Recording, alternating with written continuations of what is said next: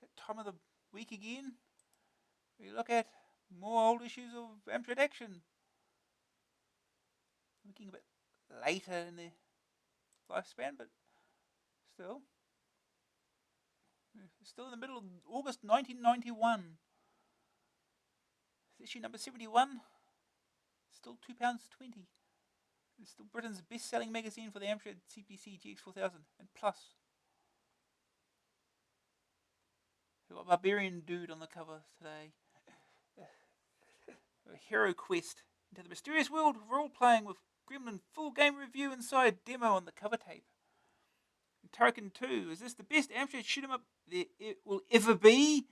Read a review on page 34.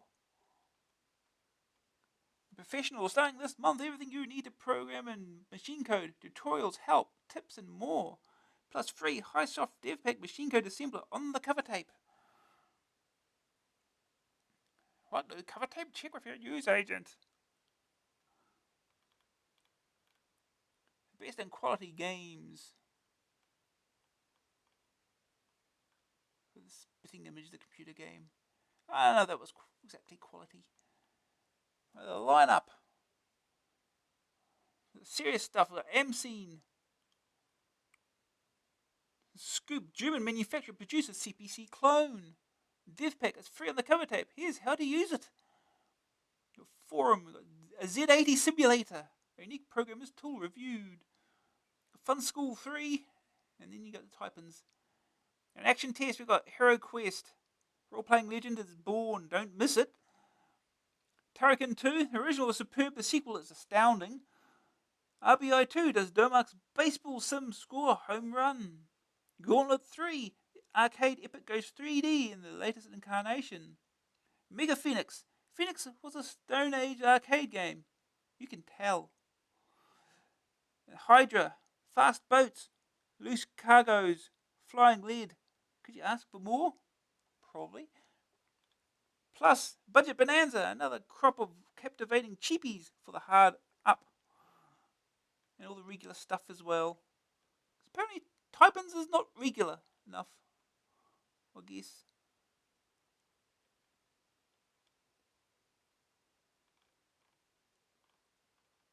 Action pack. How to load the cover tape. Same as you load any other tape, probably. Hero Quest. Hero Quest is Gremlin's interpretation of Milton Bradley's best-selling board game. Based on the whole genre of fantasy role-playing games such as Dungeons and Dragons, the player takes a part of a mystical character, be it fighter or wizard, and goes on an adventure, a quest in which to win they must survive. The whole point is for your character to make it through as many adventures as possible. Experience, money, and special items found in one adventure can then be carried through into other subsequent games. The more your characters play, the harder he or she gets. Our review of Hero Quest is on page 32, where it's awarded a master game, but you can find out what it's really like for yourself. The first complete level is yours to roam around in and try to escape from. It's a starter quest, all you have to do is get out. But beware, there are plenty of mean monsters out there for you to contend with. There are 4 characters to play, each with different abilities and attributes. Select who's to play with the Create Character option on the main menu. The characters can be switched from dead or alive with left to right. You may alter the names of the characters if you wish by pressing fire. When you're satisfied, hit the play game button. If you're the wizard or elf, you select spells at this point. The wizard is 9, the elf 3. Players take it in turns to move. Movement is determined by the roll of a dice. The computer rolls the dice at the top of the screen. Press fire to stop. You may then move that number of squares. Move by pointing at the character cluster. You may also go in bigger steps by pointing at the square you wish to travel to, as long as it's in a straight line. At either the beginning or end of each go, you may elect to search for things. You can't do this mid-go. If you've already moved, any movement points remaining are sacrificed. Searching for secret doors will reveal any hidden doors in a room. Hunting for treasure may find a bag of coins to boost your cash supply. Looking for traps will disarm any dangerous booby traps that may be guarding a room. During your travels you'll meet monsters. You'll need to fight these to get anywhere. They ain't gonna let you pass if you don't. Select the sword option and move the cursor into the creature you wish to strike. The computer will determine the successfulness of an attack. Some characters can cast magic achieved by selecting the inventory option. This can be inflicted on yourself or on any creature in direct line of sight. What each of the spells does is for you to find out. When your go is finished, it's Morkar's turn, the evil force you're up against. All the monsters are moved by the computer at this stage, and it may attack you using the same game mechanics as you when you attack them. Hero Quest controls. The game is icon driven. Move the cursor over the appropriate icon as follows. Key to open a locked door. I search for traps, treasure or secret doors. Map displays a 2D map of the area explored so far. Bag for inventory. Next character ends your go. Arrows move in the indicated direction. Sword for the fight. And loading the game is set to keyboard controls. You can change the controls to joystick on the main menu screen. ZX left and right, up and down is O and K, space to fire. Oh, there's a baddie here. You can run away, but there's only one real solution. To stand and fight. I've got Technician Ted. Ted's in trouble. He's in charge of a silicon chip factory and has to complete 21 tasks before the day is out. He has to jump from platform to platform under your guidance and hit the 2 flashing boxes in sequence to complete each task.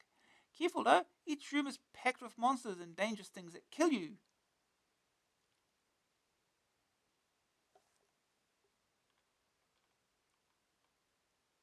Technician Ted has got to complete 21 tasks before knocking off time at the factory. Can he do it in time? 3D construction kit. Create your own 3D environments with Domark Incentives 3D construction kit. Our cover tape demo gives you a taster. Imminent from Domark is the 3D construction kit, a brilliant program that allows you to design your own 3D environments and then interact with them. It's a development from Incentive's Freescape series, which includes such greats as Driller and Castle Master. The Freescape system displays a 3D world in which you can move around, manipulate objects, and generally be there. We bring you a completely playable game designed with the 3D construction kit just to give you an idea. There are plenty of puzzles to be overcome before you can make your escape from the artificial world. Manipulate objects by firstly selecting the aim mode, which allows you to move a cursor around the screen. Plonk the cursor on top of an object you want to mess with and press the activate key. Nasties can be killed in a similar way, but by using the fire key. Highsoft Div Pack. Highsoft's Div Pack machine code assembler is on the cover tape in full. And starting this month, a series on learning machine code. Here it is, possibly the most useful program you'll find given away for free on a cover tape. DevPack is a machine code developer's tool comprising an assembler and monitor, and has all the powerful tools you need to create your own machine code masterpieces. Turn to page 23 where you'll find our DevPack tutorial. This month we teach you how to use the assembler. Next month we'll start our series on machine code for beginners. Don't miss it.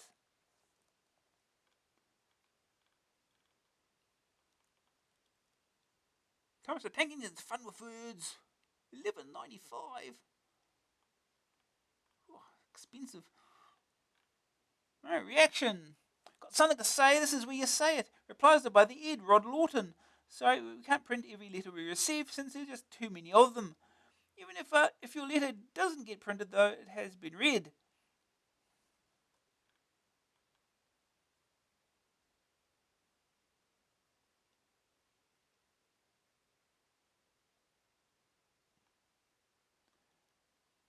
PD poses. After many aeons of contemplating whether or not I should open my own public domain library, I finally come up with a positive judgment. Does that mean yes? My first question was, what should I include in my library? Besides a veritable amount of software gathered from various other public domain libraries, I decided to form a collection of all the type-ins ever printed in Amstrad Action. Now, this is where you come in. I've read once and twice that all the programs printed in type-in articles are all entered into the public domain. Great! Hunky-dory! I start to shout, but wait a minute. Why do you occasionally insert a small box in the page that reads, if you would like your program to reach a bigger audience, then state that you are entering your program into the public domain? And also, why do some people include notes on the copyrights of their programs amongst the listings if they are public domain?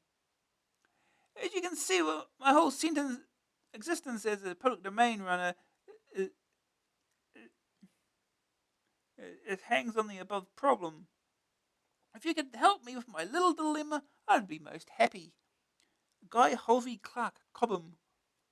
They clear up this business of type-ins in the public domain. They say that from now on, all type-ins submitted to AA will fall into the public domain unless the authors specifically request that they don't. We'll make that clear on the type-ins pages too. The reason why people insert copyright messages is quite simple. Although they don't stand to make any financial gain from their programs, they still want the credit for writing them. Incidentally, it's illegal to remove copyright messages from public domain programs, and you can't incorporate someone else's program into one of your own and pass it off as all your own work.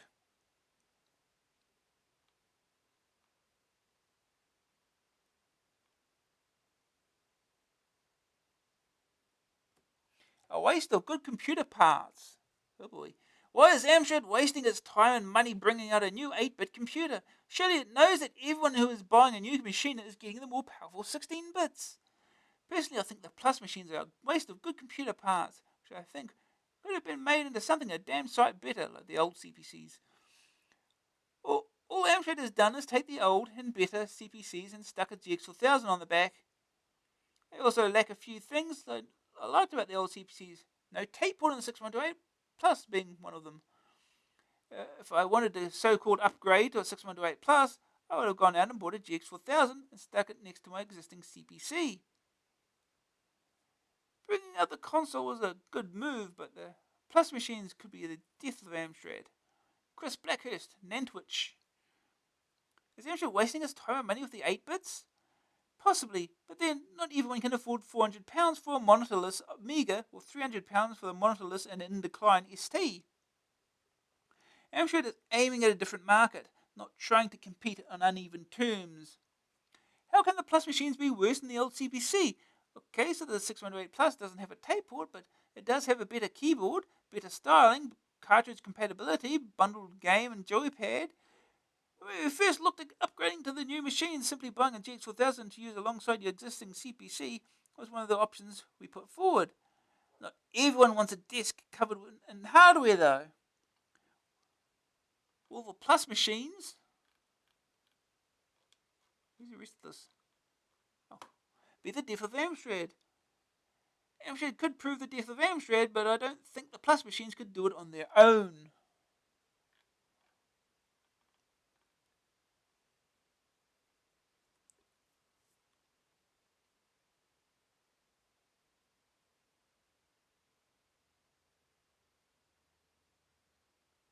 Oh, Discology, please. Could you please tell me if Discology is still available from Siren Software, and whether it is the best for disk copying and general disk management? Also, why are ST and Amiga games more expensive than CPC games, considering that 3.5-inch discs are much cheaper?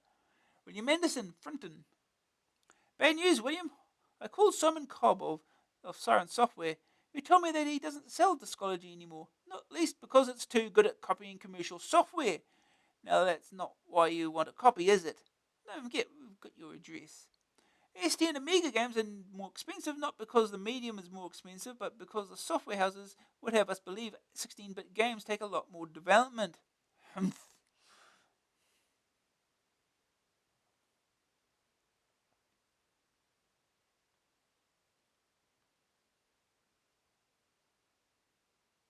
Champing at the bit. I'm a horse lover, and I've been looking for an Amstrad horse riding game for ages, but I still cannot find one. Can you advise me? Nicola Bussey, Fleet. Gee, I'll try, but I suspect there's no decent commercial programs out there. I think main chance is to throw it open to our readers. It's got to be worth a pony to anyone saddling themselves with the task. Put a bridle at it. Flanks in advance to anyone who can help. I can't go on with these puns. It's too awful. Sorry, Nicola. Seriously, can anyone help there? Out there, help? One of those epics multi-sport things has an equestrian section, doesn't it? It's probably all you get.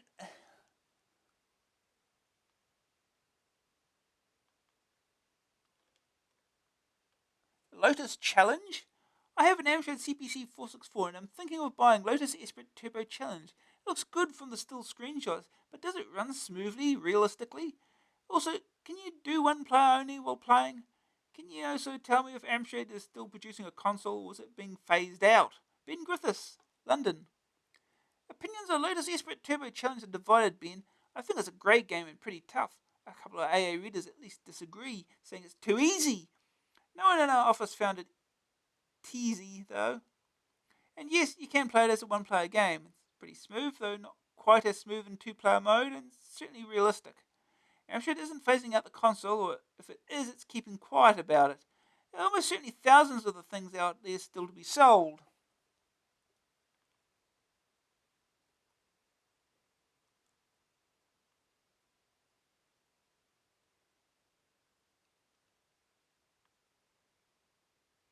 A lamb to the slaughter. I'm a proud owner of a 6128, and one of the main tasks that my CPC has to perform is running and writing PD games and applications. I very much enjoyed the free-for-all section, but it has disappeared. Is the disappearance a one-off, or is it part of a plot to destroy Carolyn Lamb's blessed page? Whatever, please bring free-for-all back, I beg of you, for this page was, in my opinion, one of the best regular features in the magazine. But even if the public domain section does cease to exist, I will continue to buy your fantastic publication. Lastly, why do my letters never get published? They are, after all, very well written. Rob Sears, Chelmsford. Carolyn Lamb's taking a bit of a break, by mutual consent, I hasten to add. To be honest, I think 3-4 had pretty well run its course. What always makes things more difficult is that people only tend to give us their opinions when they disagree with something. The result is we never find out that a section is popular until we drop it. As ever, if we get enough positive feedback, we will reinstate the section, perhaps on an occasional basis rather than every month. Do you all like that? Yes? Well, let us know then. Oh boy, the Dizzy collection. Should we steer clear of printing complete solutions to games only just released? Can you stand the temptation of looking at the answers when you get stuck? A temptation beyond endurance. What on earth... Or one. What on earth possessed you to print a full solution to the latest Dizzy epic at roughly the same time as it was released on its own? And thus available for the first time to those of us who didn't want to buy the £10 compilation. Not all of us are strong enough to keep promises about peeping at forbidden pages, you know. 2. About 2 years ago you included a word processor of sorts on a cover tape, but I was unable to get my hands on a copy of the magazine, despite the fact I looked in at a couple of newsagents every day for about a fortnight. How about repeating it on one of the new look action packs? 3. Talking about word processors, whenever you get queries from new users, you plug the main contenders and really mention programs such as MiniOffice, MiniOffice 2, WordPerfect, etc., which may be more than what an absolute beginner needs. Indeed, as WordPerfect, if you can still get it, supports text and columns, with a little bit of minor effort on the part of the user, it might be exactly what some people are looking for. Its ability to slip into BASIC so that any mathematical ignoramuses like me can check calculations on the computer is invaluable sometimes. 4. Tell Adam that at least I like Lost Caves anyway. P. Rogerson, Mansfield.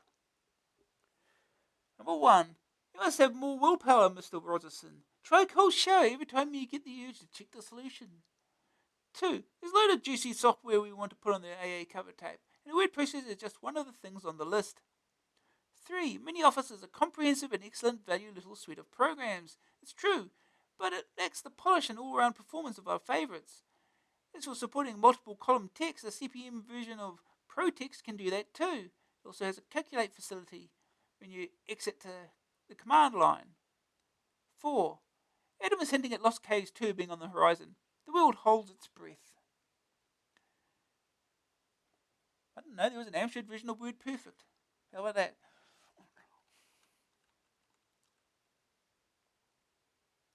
Past glories. I've been reading your magazine for quite a while now, and I think it's ace. The other day I was reading through some of my old computer magazines that I'd found in a cupboard. To my surprise, I found an Amstrad Action magazine. It was issue 5, and as I read through it, I laughed at the crapness of the games in those days. I giggled myself silly at the hilarious cartoons, and I thought to myself, where do they all go? P.S. Does anyone want to buy issue 5 for a decent price? James Morley, Rotherham. I know, some of those old games were a bit on the rough side, weren't they? Sugar Man was brilliant, but its author had to pack it in, unfortunately. Boo. Hey, bring back Sugar Man.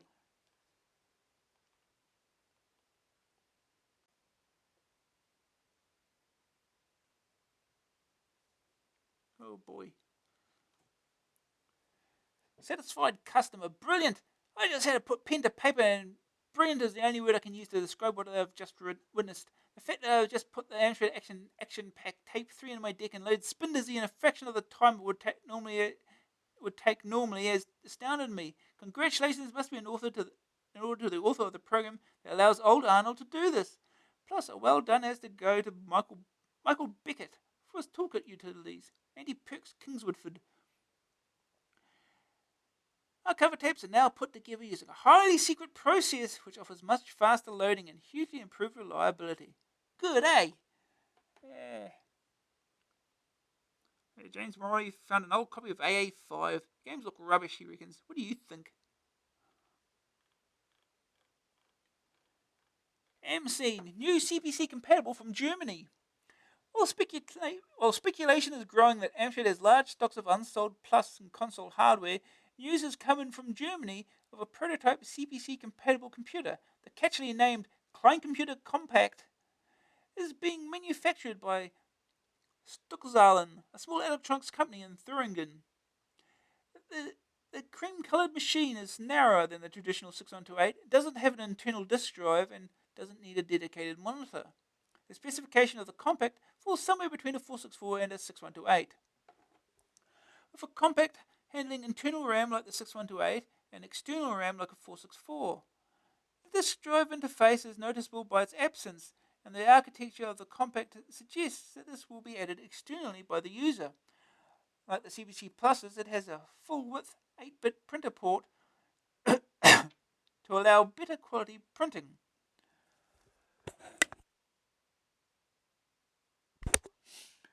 No dedicated monitor is needed, as there are video ports for SCART and TV. Architecturally, the machine is different from the CPC, suggesting it has been engineered simply to be able to run CPC software rather than as a true clone.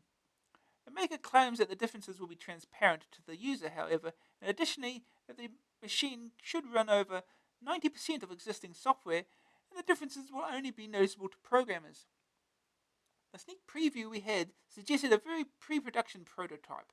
No price has been set yet, neither has any decision been made regarding exports outside Germany. If we can dig up any more when we get our hands on a review machine, you'll be the first to know.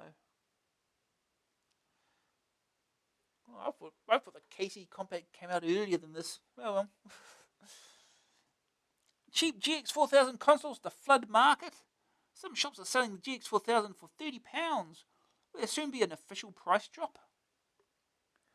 The talk in the trade is that Amstrad may well decide to release its large unsold stocks of GX4000 console onto the market at a bargain price. If so, it will be great news for buyers, but one in the eye for those who bought the machines at the old price, including Amstrad Action. Amstrad maintained originally that the £100 price point gave rise to a minimal profit margin, so any substantial cuts would suggest desperate tactics indeed. There is another side to the affair, of course, and that is the software base. By creating a large GX4000 user base out there, despite any losses on the hardware side, Amstrad could nevertheless give the software side a hefty push, which will tempt more publishers into developing and producing cartridge games. Already, AA has had numerous reports of high street stores selling off consoles at £30 each. At the moment, these prices seem to be confined to individual branches, where managers are selling specials to move old stock. If Amstrad doesn't radically rethink its console pricing, though, official price levels for the machine may be reduced to similar levels. News from the public domain. Dartsma, Amstrad big backwards, get it, is the name of a new public domain library for Amstrad owners, set up by Adam Shade from London. Adam reckons his library is the cheapest in the UK, as he only charges 50p per disc, You must supply a blank disc plus stamped self-addressed envelope. The library contains a total of so far of 42 selections, which include a demo of SPM Software's General Military Simulator, reviewed in AA70, plus a fully playable game, the Italian Campaign, and demos of SPM's Power Basic. Adam also claims that all the software in his library is 100% plus compatible. Can't be bad. You can get a free stock list free by writing to Adam Shade, a Dartsma. Don't forget to include an SSAE though. Meanwhile, Tim Blackbond of Liversedge, West Yorkshire, is starting up a new magazine. Artificial Intelligence is designed to be the complete monthly guide to CPC PD software. Each issue will cost £1, including postage and packing, and for that you get 20 A5 pages containing a mixture of news, reviews, maps, and tips. TV prog for computer gamers soon. Computer gamers are to get their own TV show thanks to Hewland International and Channel 4. The program, Games Master, will consist of games reviews, international software charts, hints and tips, and competitions between champion games players. Hewland International is run by Jane Hewland, who used to be current affairs controller at London Weekend Television. Games Master is obviously a bit of a change then. As the mother of an 11-year-old son, she explains, I could see quite clearly the enormous growth and popularity of video games and therefore the potential for a TV series. There are no precise scheduling details as yet, but the series has been penciled in for an early evening slot starting in January 1992.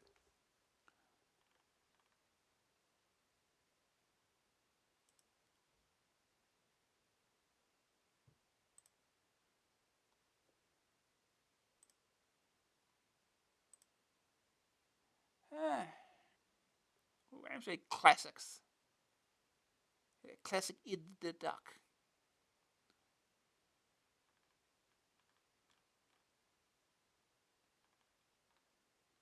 Iron Lord, $16.99, exclusively from TurboSoft.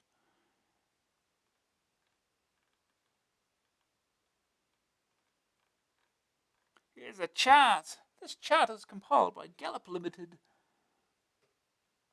The full price. The Teenage Mutant Hero Turtles, Mirrorsoft.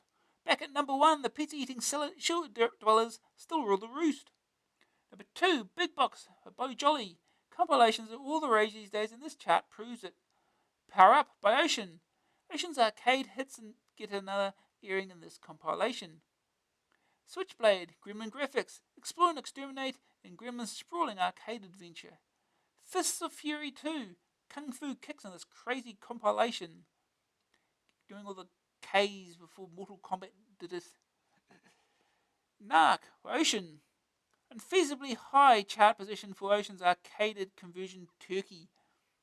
Super Monaco GP, US Gold, a rather good conversion of the smash hit arcade racer. North and South, Infogrames. The American Civil War features in the Infogrames' brilliant arcade strategy masterpiece. Masterpiece. That's what it is. Back to the Future 3. Mirrorsoft. Mighty McFly goes back in time once more, this time to the Wild West. Total Recall. Ocean. Doug Quaid has lost his mind, but not his ability to fight in this game of the film. The budgets. Panic Dizzy, Codemasters. Magic Land Dizzy, Codemasters. Quattro Cartoon, Codemasters. Dragon Ninja, Hit Squad. Double Dragon, Mastertronic. Cave Mania, Atlantis, it's still there. Multi-Mix 1 Golf, Kicks. Quattro Adventure, Codemasters. Quattro Racers, Codemasters. And Continental Circus, Mastertronic. What's happening? Those turtles are back again. The unbelievable success of the gnarly green-skinned critters goes on and on. Big value compilations also make a heavy dent in the chart, but the ones which didn't make it this month are the unusual ones. There's Prince of Persia, one of the best Amstrad games ever. The budget scene continues to be dominated by Codemasters, but there's a few big licenses in there too. What happens next month? On the Grapevine. Strange things are afoot in the world of Amstrad games, with plastic cat burglars and low-quality superheroes everywhere. Dizzy Heights. The Dizzy games reached dizzy heights in terms of software sales. The whole series has now sold 1.5 million units. Any of your friends got 16-bit machines? They go on about how fast, noisy, and colourful their machine is compared to yours. Next time you are faced with one of those boring computer snobs, try hitting them with this bit of boring computer snobbery. Codemasters Budget Software King has released sales figures on the Dizzy games. The Dizzy series has been going for 2 years now, and the games haven't been out of the charts since their release.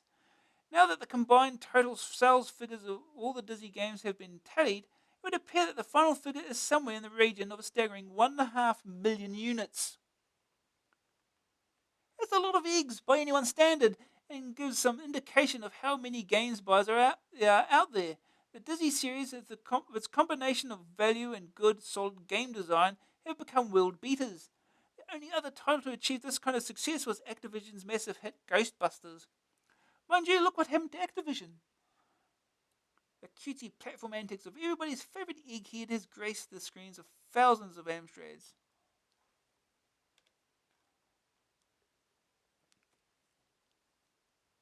Darkman. Ocean has grabbed the rights to Sam Raimi's massive flop movie Darkman. The film was a hit tongue-in-cheek and was a bit tongue-in-cheek and not actually that bad. Audiences, however, stayed away in droves. The film was a classic B-movie plot concerning an eccentric scientist who blows himself up. Horribly burned, he develops a substance which imitates skin. He then disguises himself as various bad guys in order to seek revenge on the dudes who caused the accident.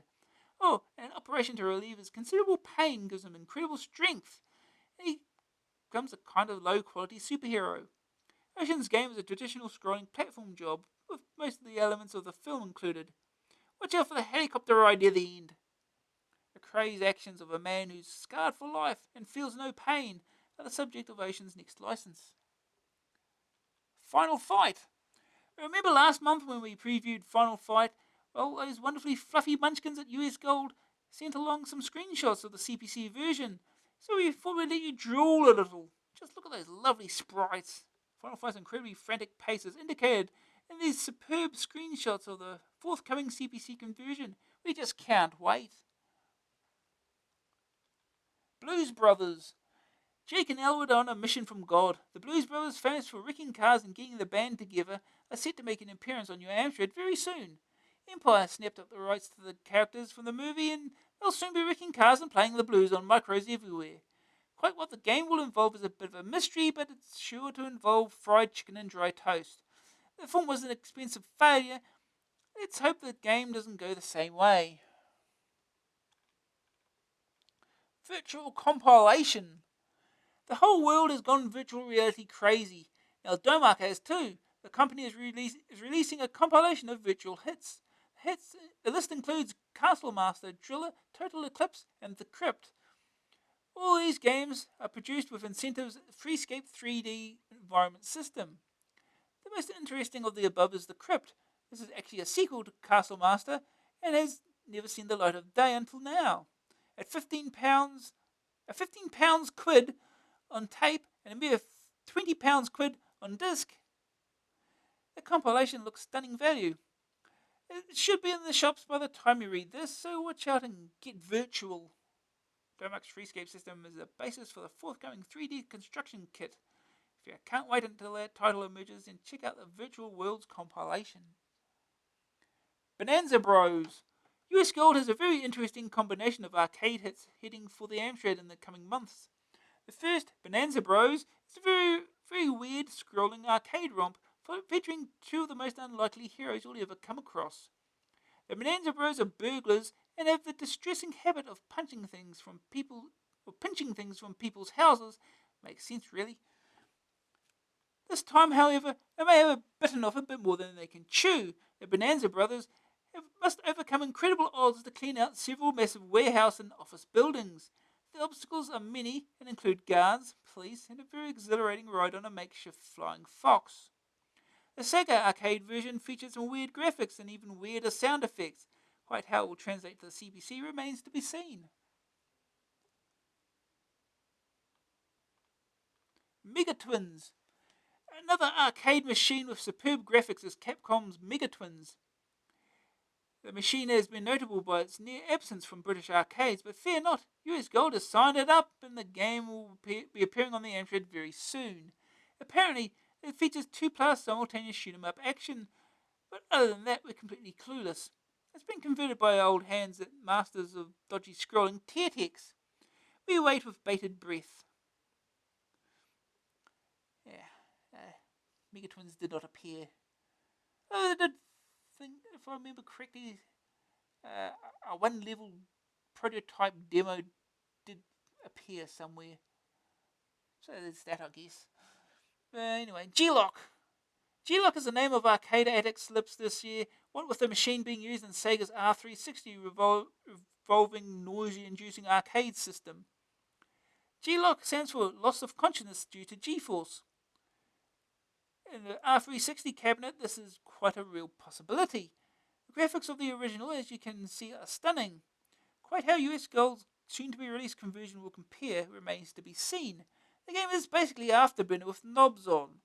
The pace is initially easy, but gets frantic very quickly. It may look like a sim, but don't be fooled. This is a purebred shoot-'em-up. Clouds race by at incredible speed as you avoid enemy flak, lock on and fire for a simple and efficient kill. In some ways, this is son of Afterburner, but with better graphics and lots more to do. The pace is breathtaking. Receive one of these superb gifts when you subscribe to Amstrad Action. Special offer. Now a genuine Amstrad disk drive and interface for your CPC 464 at an affordable price. Only $89.99. Complete including courier delivery. Save over £60. A whole £60.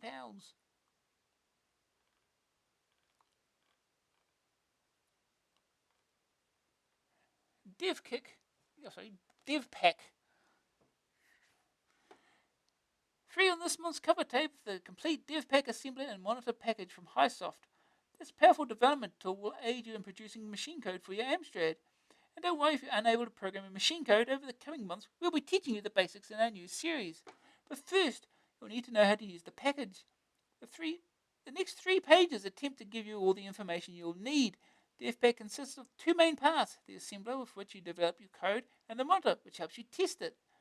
The 2 are loaded into the computer separately, but may be used in conjunction with each other. Both programs are relocatable. That is, they may be placed at different points in memory.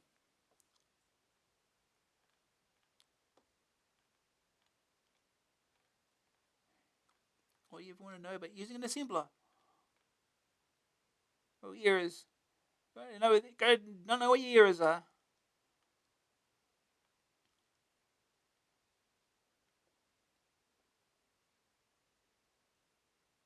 Instructions jump IX plus N and jump IY plus N are illegal. Okay. Well, we've got a manual offer. Well, there should be enough information on these pages to get you started with DevPack. We strongly recommend that you get hold of a manual for the package. The manual contains much more than we could possibly fit into this limited space. These are worked examples, and everything is explained in far greater detail. Highsoft can supply you with such a manual at a special price of $9.95, which includes postage and packing. Send a check or postal order for $9.95 to DevPack Manual Offer. Highsoft.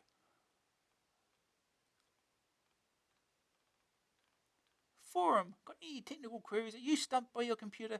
AA's very own technical wizard Adam Waring will attempt to sort it out for you. Or maybe you want to pass on some tip you've discovered to the rest of us. Seen as a good one, and you could be in line for a £25 mail order voucher.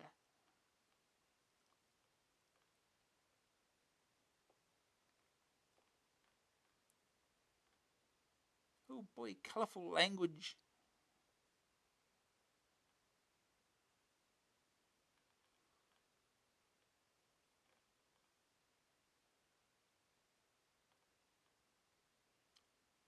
It's all Greek. Well, Spanish.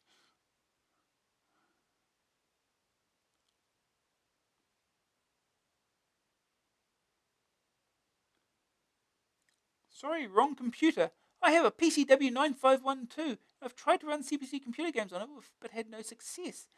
Please tell me if it is possible to play CPC games on it. If so, how do you load them? Ryan McMillan, Kilmarnock, Ayrshire. Oh no, the PCW can't run CPC games. Sad news for Mr. McMillan of Kilmarnock. Oh. I think you're rather confused. The CPC and PCW are completely different computers. They don't have an awful lot in common apart from using the same type of disks and being manufactured by Amstrad.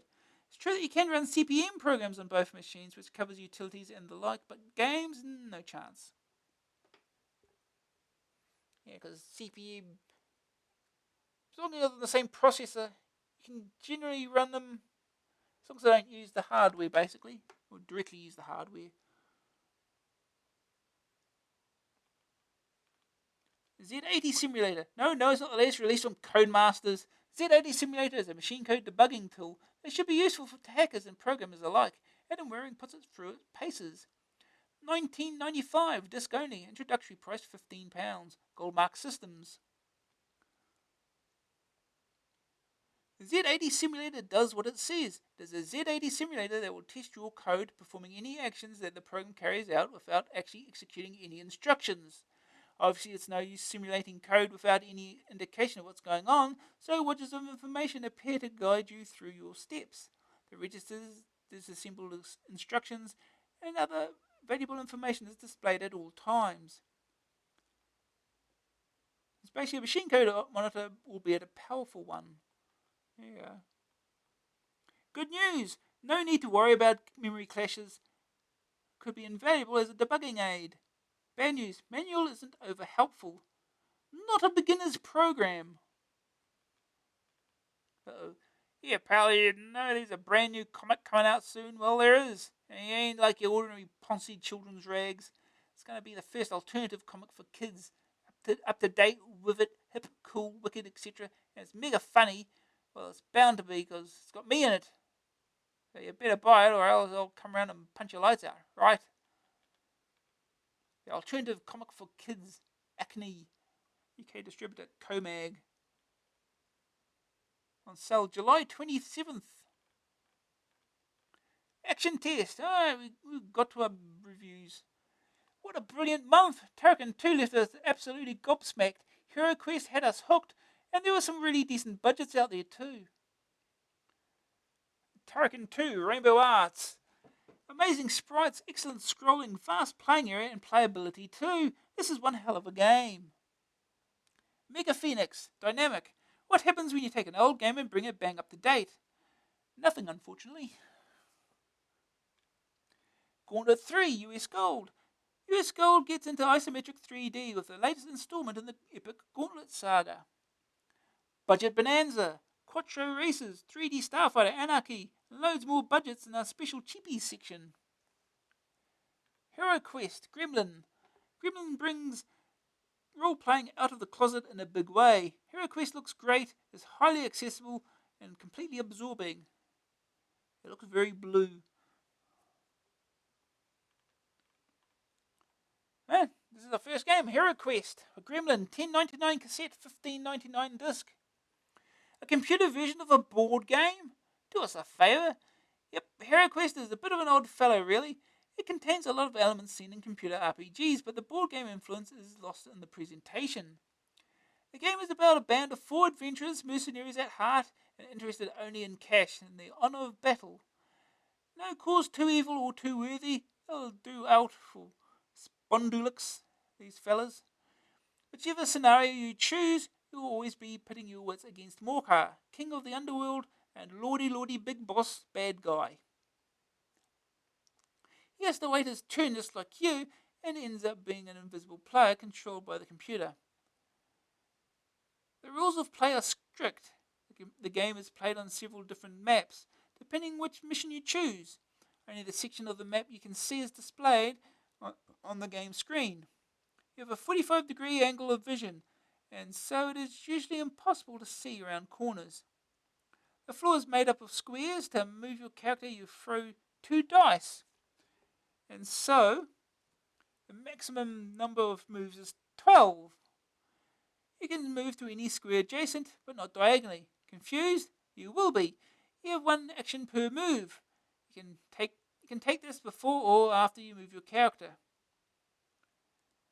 The action options broadly are to attack or search rooms for treasure, hidden doors, or traps. Obstacles include furniture, treasure chests, rock falls, and, worst of all, voodoo critters. Voodoo critters include orcs, zombies, evil wizards, and bigger, nastier things. Depending on which mission you choose, you may have to defeat an end of level baddie of sorts. This is usually some horrible, dangerous monster with incredible armor and a pokey weapon. Fighting couldn't be simpler. Select the battle option, choose who you want to fight, and fire. Sometimes the dice go against you and you lose, but potions and weapons all increase your fighting ability.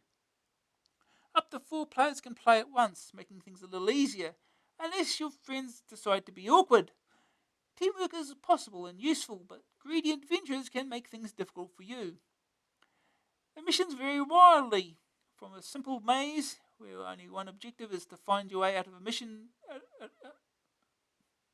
The missions vary wildly from a simple maze, where the only objective is to find your way out, to a mission to save the world. The rules in the board game version could be learned quickly, and the trial and error element worked to the game's advantage. This has been preserved in the computer version and in many respects improved. No dice, no scrappy pieces of paper, no board. All you need is a computer and a couple of friends. The game is fun in one-player mode, especially when you control more than one character. For 4 players taking turns, the game takes on a whole new dimension. The strategy and mechanics of the game are similar in some respects to Laser Squad. This is purely coincidental, however, and it's just the way it's translated onto the screen. The rules of the game can be picked up after just a few moves, and it's possible to start playing without even referring to the manual. You can save characters each time you play, therefore carrying weapons and money over to the next scenario. This adds tremendously to the game's lastability and saves a lot of frustrating play in early missions. Graphically, the game is a treat.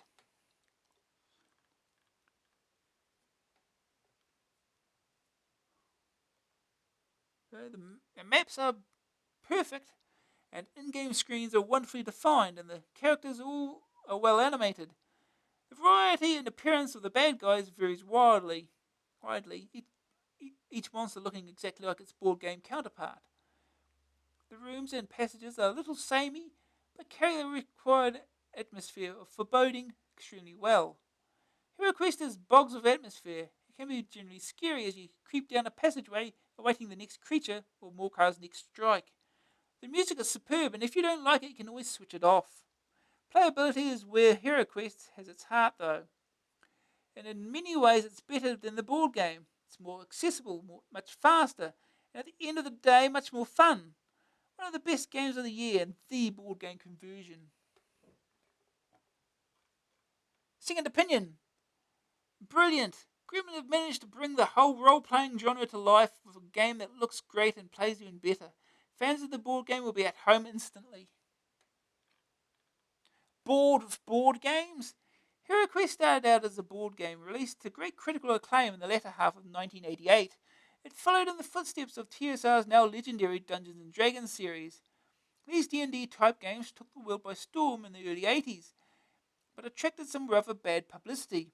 This publicity had more to do with the kind of people who played the games than the games themselves. The public perception of D&D players was of spotty adolescents with nothing better to do, hunched over a board in a litter-filled room with their equally spotty friends, all talking about orcs, Valkyries, and portable holes. As a game concept, the D&D environment requires a bit more imagination and thought than, say, Pac-Man or Donkey Kong. Parents, however, still felt that their children would be better off outside in the sun, playing with normal kids, and not that weirdo with the anorak from number 26. When HeroQuest came along, it was a breath of fresh air. It streamlined the ideas used in previous adventure RPGs and made the whole thing cleaner and simpler. The scenarios available still meant that the scope for ideas and customization was enormous, in a way. HeroQuest reinvented the RPG board game. First, their target score escaped from the maze. You got Rogar the Barbarian. His real name was Roger, but Didn't quite fit his barbarian image. Still, he only changed one vowel and people still call him Roger. Durgan the dwarf, teased mercilessly at school. You better not mention his height. His friends call him Lofty. Good thing, too, he does tend to behead people a lot. Ladrin the elf, a real hit with the girls, but he doesn't get on too well with orcs. Very fast, but he's got a bit of a glass jaw. Taylor the wizard, he is pretty soft, but he does have a Paul Daniels Jr. magician kit and defeats the enemy with corking japes and impressive illusions. His card tricks aren't very effective against massive angry demons, though. More screenshots. Hero Queet. Verdict. Graphics 85%. Smooth, detailed, and atmospheric, wonderful presentation. Sonic's 84%. Superb music throughout. Perfect medieval soundtrack. Grab factor 90%. So easy to grasp, seemingly complex rules, and an immediate addiction ensues. Staying power 94%. More lasting appeal than any other game of this year. Tons of missions and lots of variety. Rating 91%. A game to bring role-playing out of the closet. Great presentation, great gameplay, an essential purchase even if you don't care for board games. On to the game.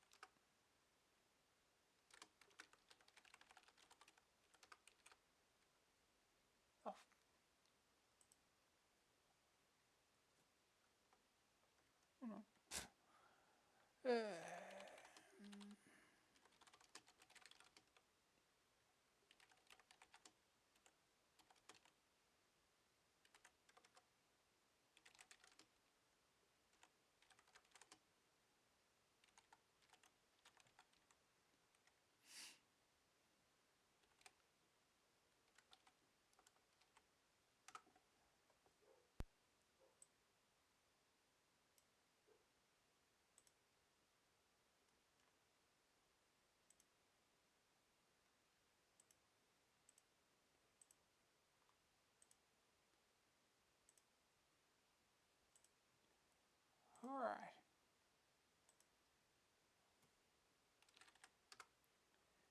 Off we go.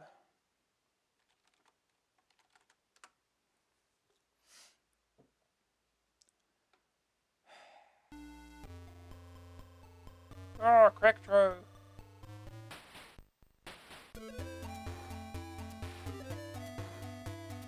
64K owners, as the original. This game only works on 128K machines. Sorry, but it's impossible to change it. Oh no. Loading. Well, the review didn't mention that's 128K only. Hero Quest, copyright 1991, Hasbro Bradley Limited, in association with Games Workshop, computer software, copyright 1991, Gremlin Graphics Limited.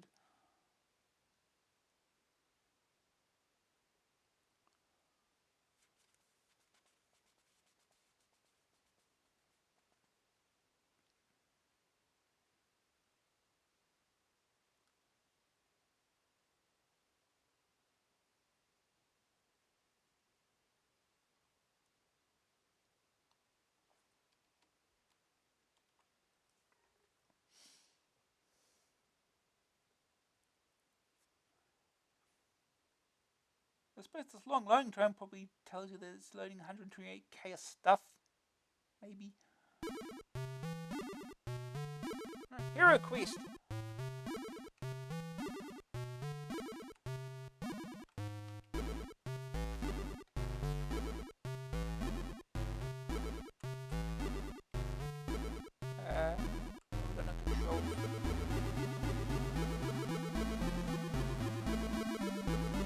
Fine. Oh, that's right. Keys. It defaults to keys. Stupid. Joystick. Now, here we go. Can't buy equipment because no one has any money. No one has money, so you can't buy any equipment.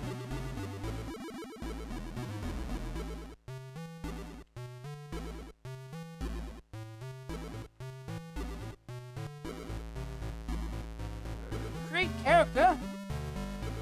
Might as well be the barbarian, I guess. Dead. Keep it simple.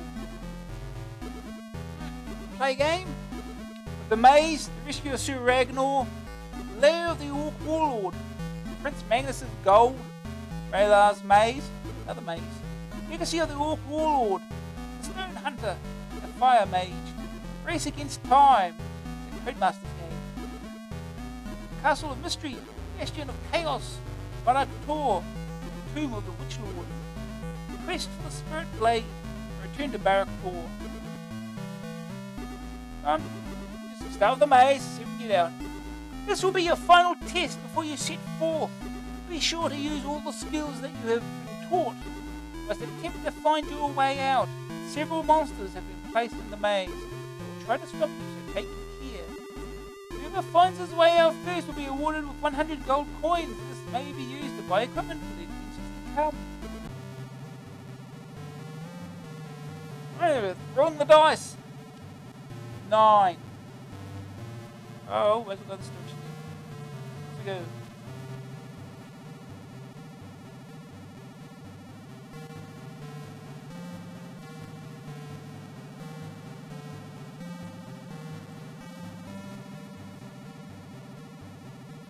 One more.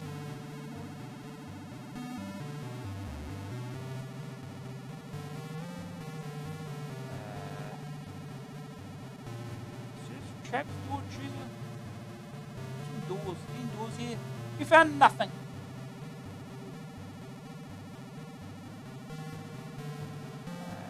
Dude, I have to know, sort of figure out just exactly where the icons are.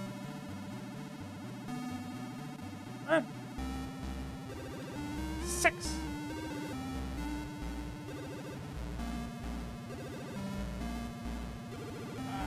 Assuming we can't go through this.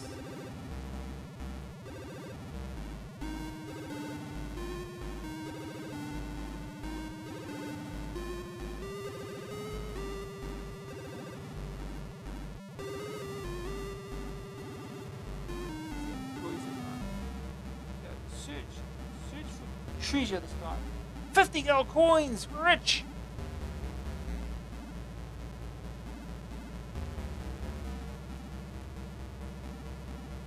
Walker has his go. Walker's go, so 2.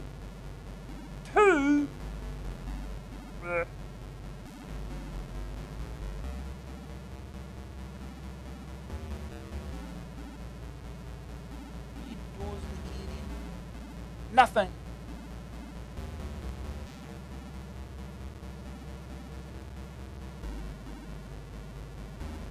Walker has his go. Walker's go is over. 8.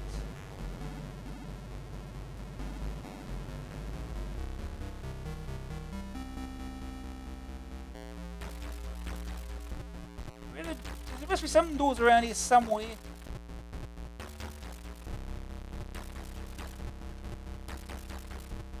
Any doors this time? Found nothing.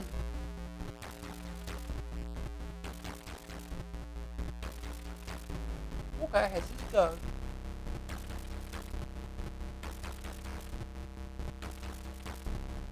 11. Maybe there's some doors around here somewhere. Here's a door! Over there!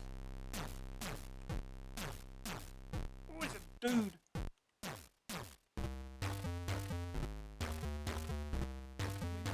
Fight it.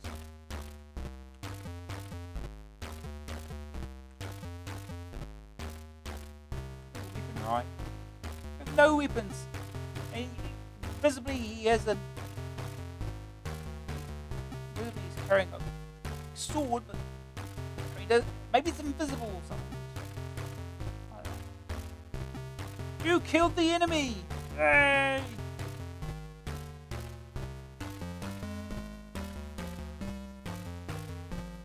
Cool. Can we search? No. Walker has his go. Walker's go is over. 6. Okay. That's right.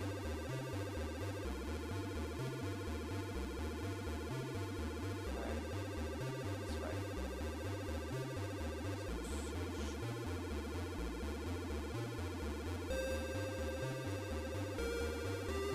$100 coins, yeah, making all the money.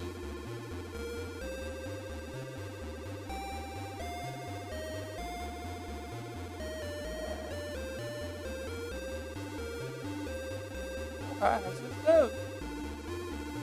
Walker's go is over. 4.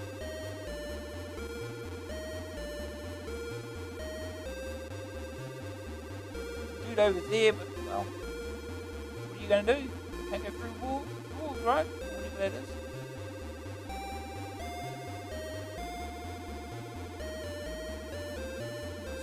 Let's see if we can find more money. Find nothing. Haven't you found nothing? Next. Walker has his go. Walker's go is over. 5. Oh, I hit the wrong. No, I hit the wrong. 7.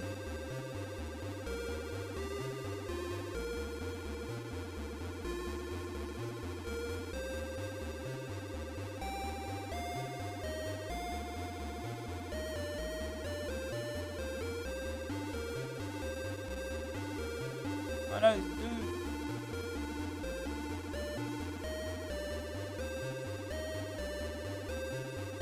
Traps.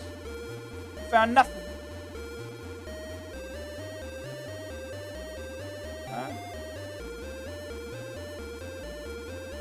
Walker has his go. Moved it. The enemy attack failed. Walker's go is over. Well, I guess I gotta fight, huh?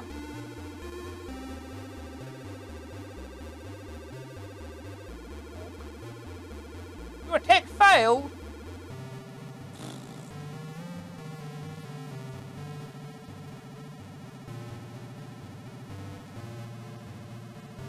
Oh, let's leave then. No, so you take all this. See ya.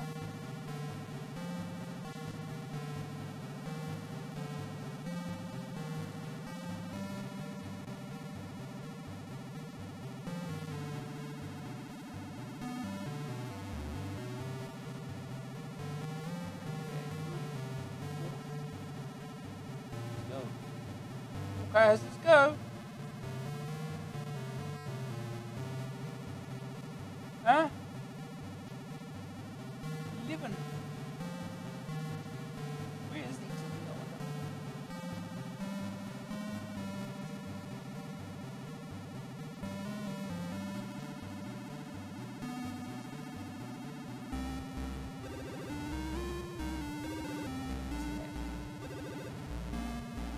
We're just going around in a circle here.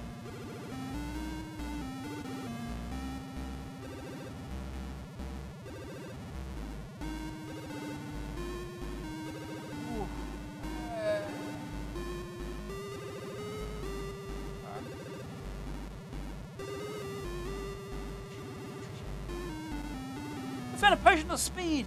When used, it doubles your number of moves. Walker has his go.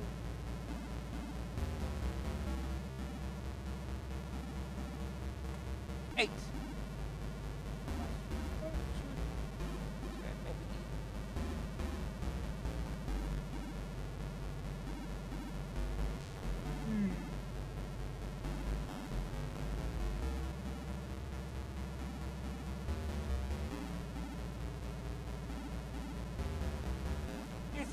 game is very blue.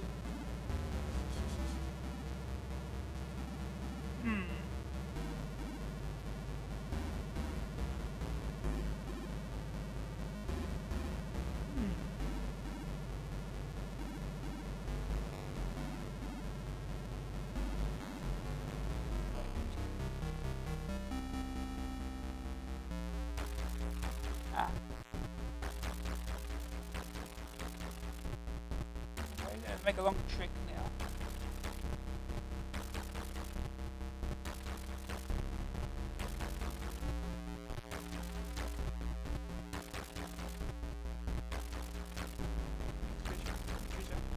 Yeah, coins.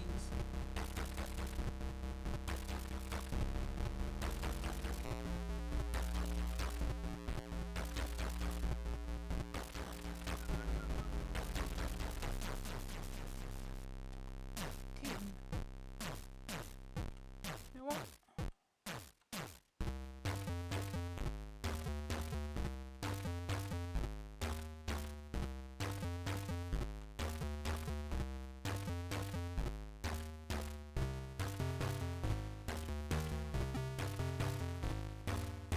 That's supposed to work. Yeah.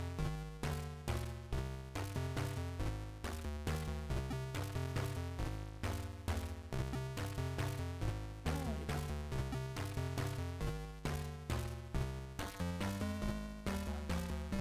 60 old coins. Rich.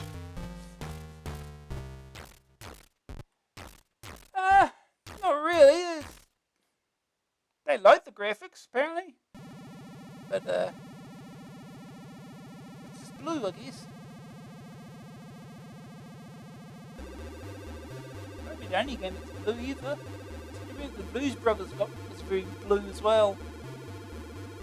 14, okay, it was in the next round.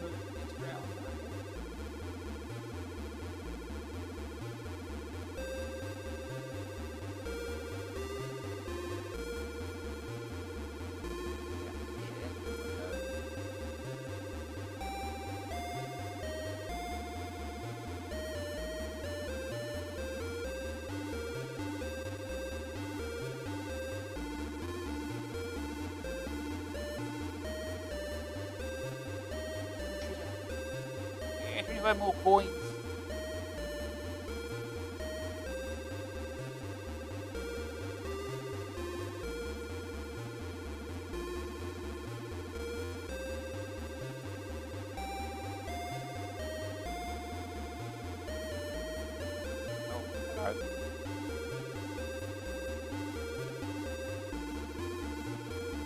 Round. Right.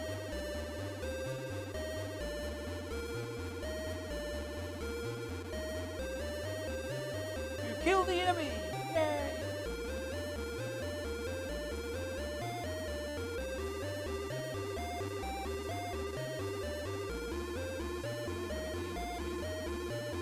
What has this go?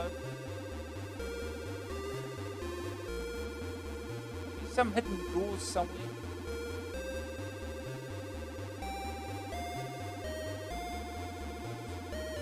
You found nothing.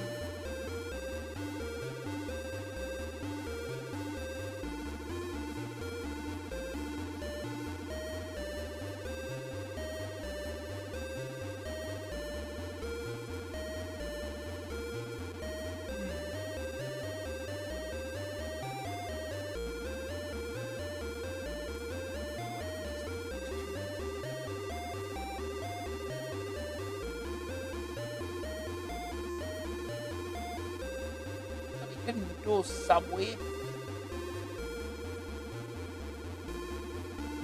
Ah!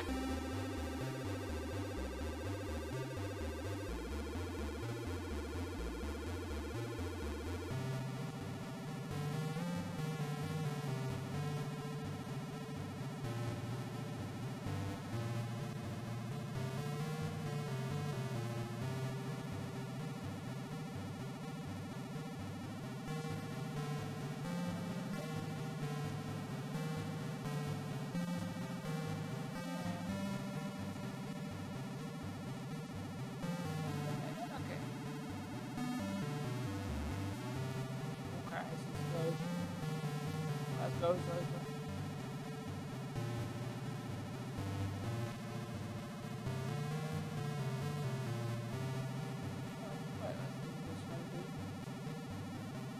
Cancel this now. It's not, okay. I want to see some treasure then. You set off a trap. Lose 1 body point. Oh,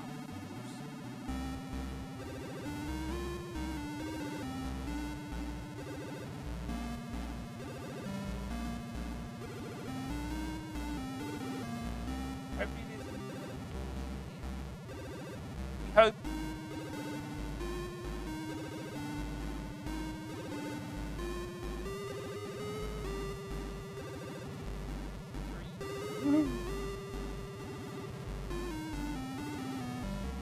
We found nothing.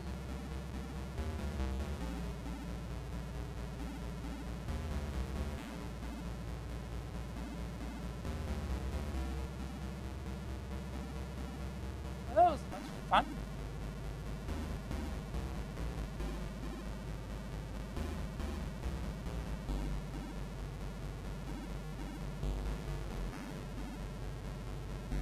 There's more than one secret door in a room, right? No, they wouldn't do that, would they?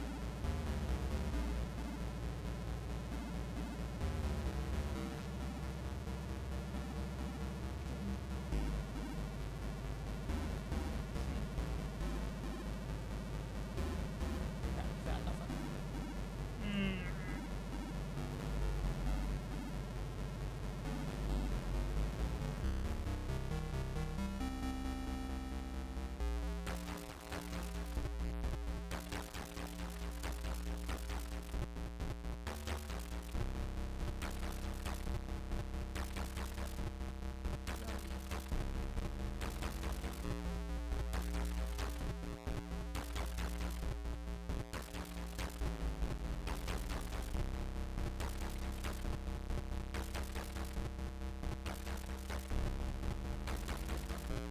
Get across these tiles.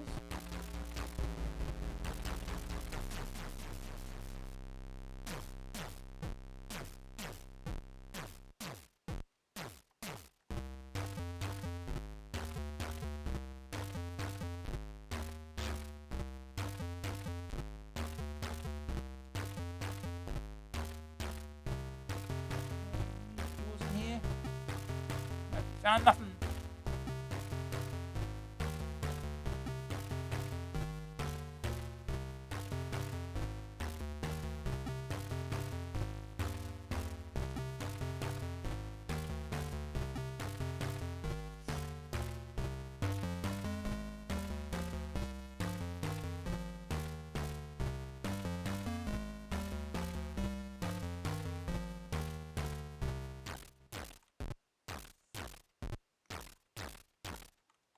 Now we've got to find where there's a secret door somewhere.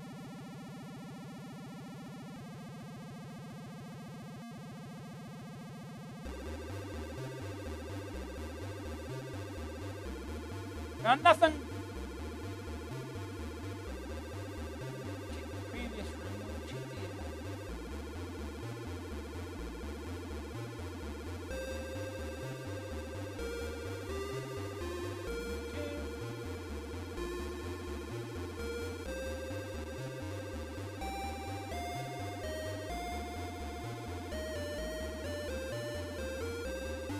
Found nothing.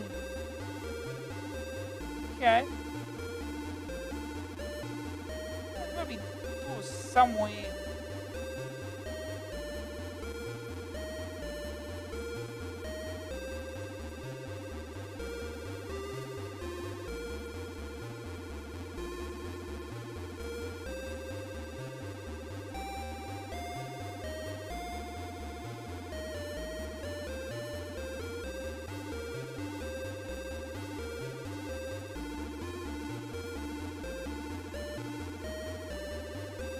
And nothing.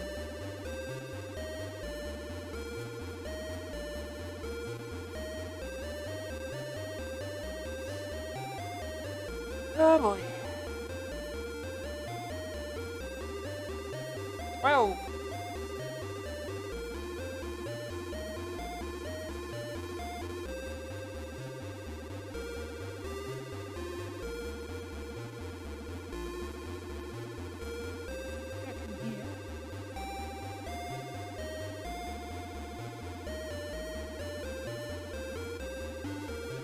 Think there's any doors in here, right?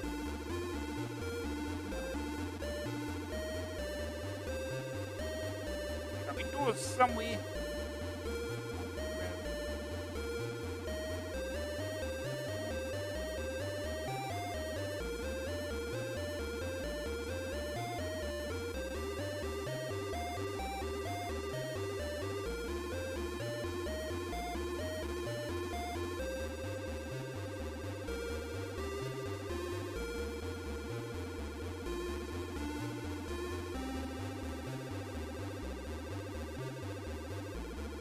Nothing.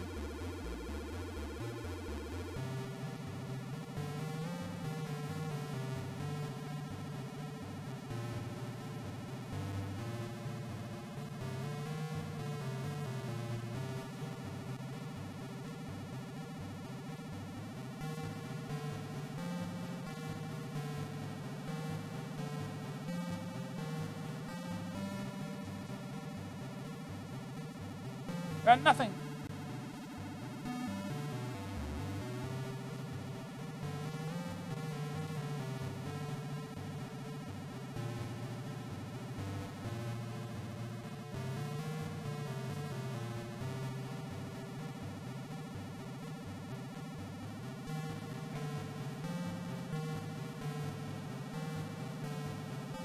Lock. Walk.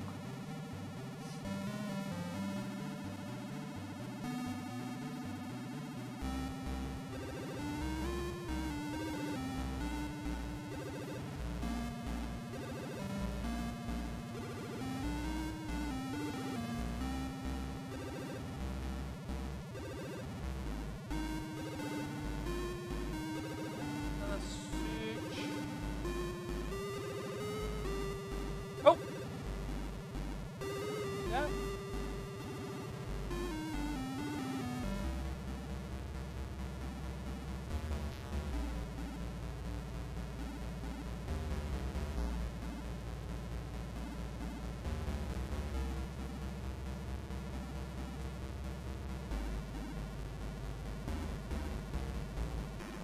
Go that way, huh?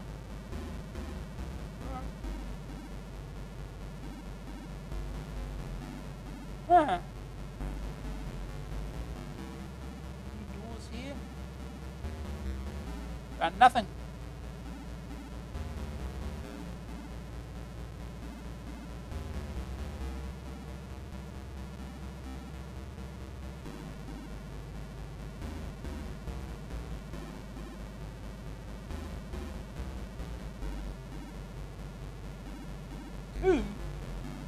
Two?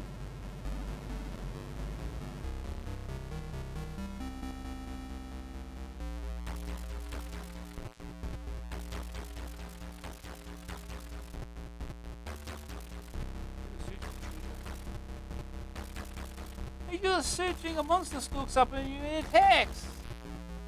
The enemy wounds you.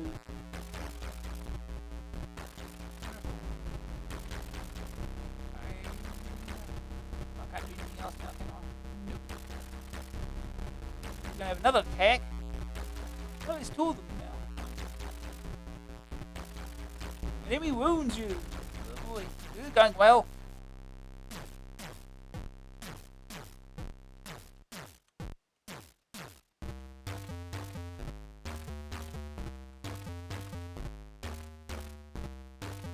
You killed the enemy.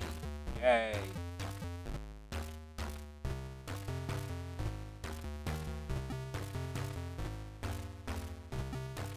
You know what? Let's sit there in front of him.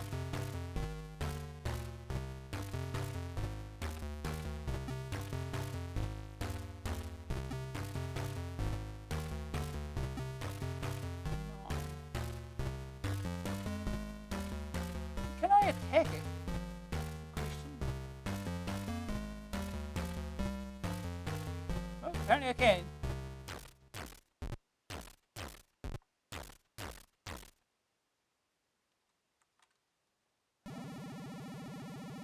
Next turn.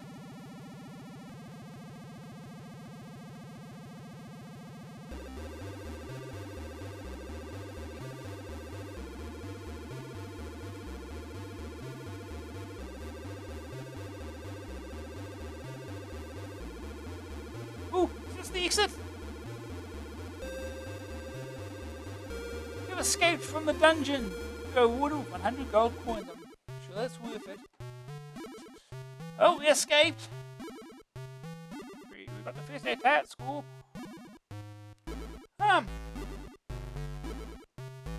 The idea for that now. Alright.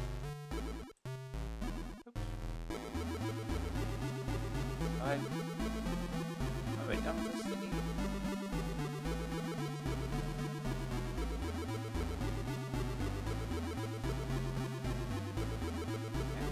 Yeah. Must have minimized it or something, I don't know. Something wrong. On with the magazine. Next game is Turrican 2. By Rainbow Arts, $9.99 cassette, $14.99 disc. A planet is dying. In an age of darkness, the weak fall prey to the strong, and power itself is justice enough. The machine came in this time, and where he walked, destruction followed. The machine is a mysterious cosmic entity, vastly powerful and almost invincible. It kills without mercy and knows no pity. The machine would be all set to conquer the universe were it not for a man named Turrican. That one man should stand in the way of a super being is astonishing enough.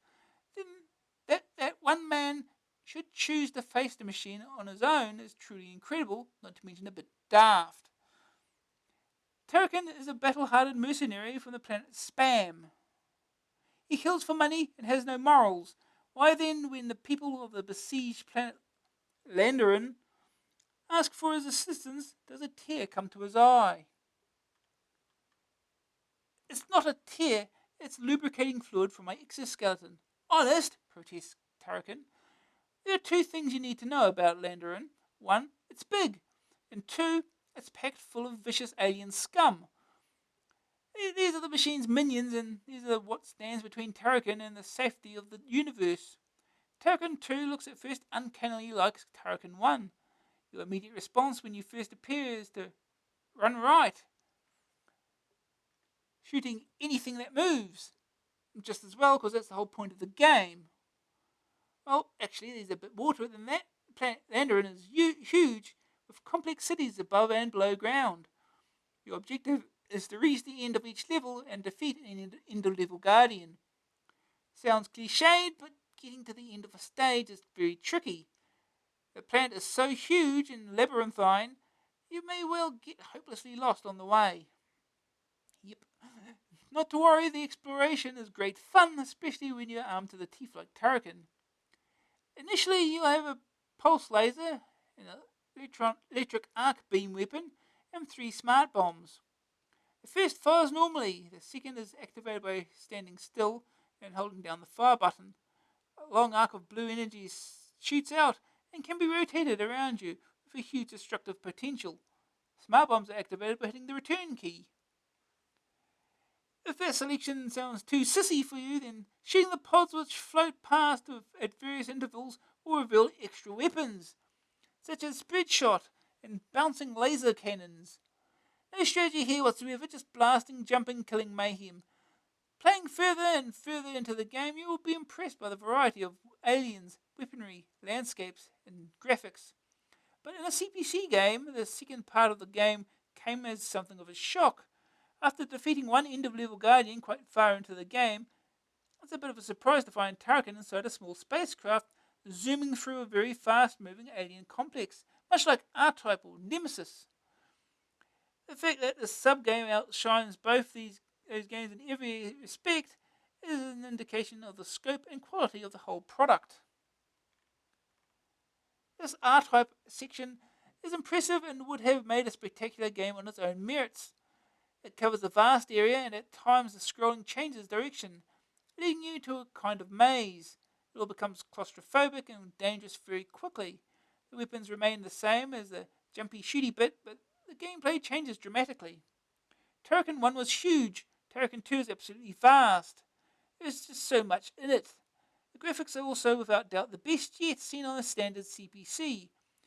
There seems to be an unfeasibly large amount of colour on screen at once. Add to this near perfect scrolling in 8 directions as well as some absolutely massive sprites, and you have a game of truly outrageous proportions. The music during the intro is superb, and the sound effects throughout are noisy and brash, suiting the game perfectly. But the best thing about Turrican 2 is the gameplay. It's perfect. A weighty claim indeed, but play it and you'll see it's a justified one. Turrican 2 literally takes the Amstrad to its limits. It doesn't slow down, and when there's too much on screen, it uses a very large palette of colours, and everything moves like silk. The similarities to the original Turrican are obvious, but it adds to the theme and improves it greatly. Turrican 2 is a quantum leap in game design on the Amstrad. Rainbow Arts has pulled out all the stops, used real imagination, and made Turrican 2 the single best shoot 'em up on the Amstrad ever. First day target score, complete the second level. Second opinion, the sheer size and variety of this game is the hardest thing to get used to. It plays brilliantly and just looks so good. What an absolute stonker. Turrican 2 is big. Turrican 2, apart from having the most incredible graphics ever, is also one of the biggest Amstrad games to date. The scale of this game is hard to appreciate from a mere description. To really get the feel of it, you have to go a-wandering. Programming House Enigma Variations was only too pleased to give us the technical rundown of its masterpiece. Richard Naylor, head honcho and all-round good guy, told us that Turrican 2 contains a jaw-dropping 1,500 screens. Think of it this way, if you laid out 1,500 monitors on their backs and on the floor, it would cover an area 9,240 meters square. You can wander around an inch-high Turrican in an area roughly the size of the entire house. Enigma Variations had a real headache with this. Each level takes up 60K, and the programmers had to fit 5 levels as well as music and other bits onto a small amount of disk space as possible. Incredibly, this house-sized game fits on just one disc. Amazing. Right, the verdict. Graphics, 98%. Possibly the best graphics ever on the Amstrad, and about as good as they'll ever be. Sonics, 88%. Perfect sound effects, complemented by superb intro music. Grab factor 95%. There's no way you can put this down once you've picked it up. Staying power 91%. Absolutely huge, and the urge to see what comes next is powerful indeed. Rating 95%, one of the best Amstrad games ever, and easily the king of shoot 'em ups. I expect a lot then.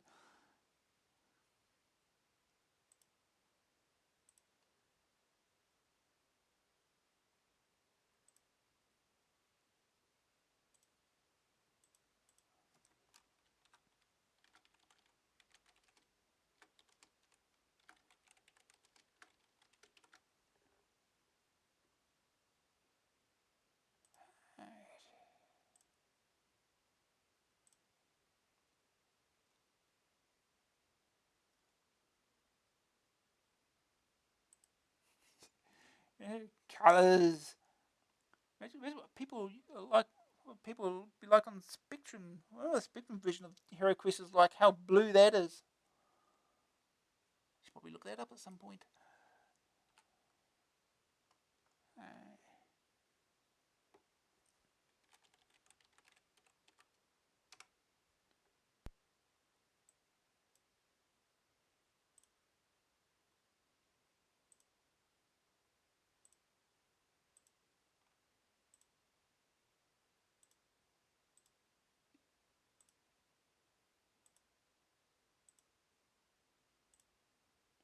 Right.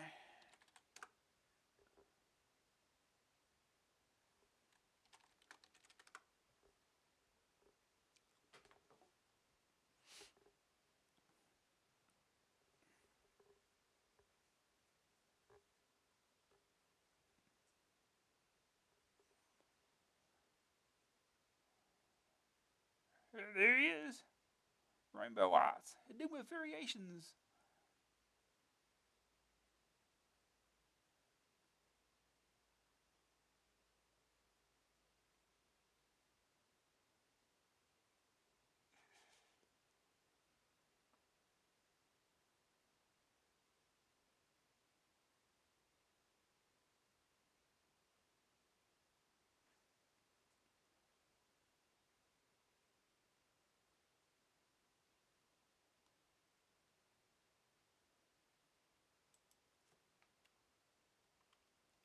Let's lock up again. This is last time as well.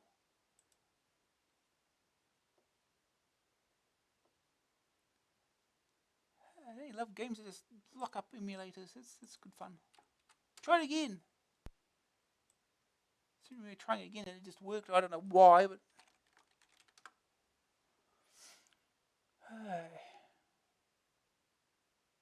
something weird going on. Speed this up. Conversion by Enigma variations, coding and crunching by Orb.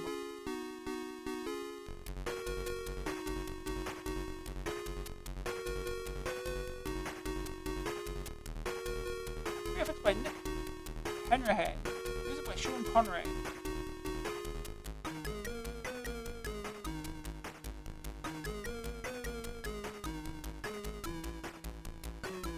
That's correct, there's no in-game music. Just sound effects.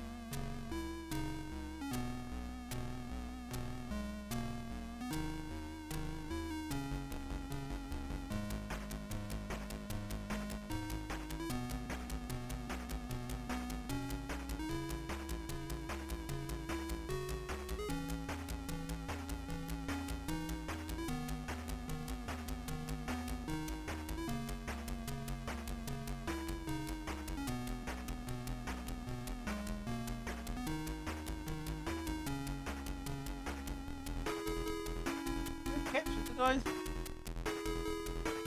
Oh, of course, because they had to restart it, didn't I?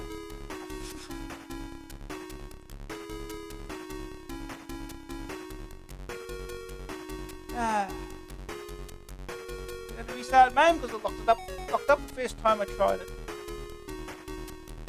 Wait, the second time? I don't know. Weird.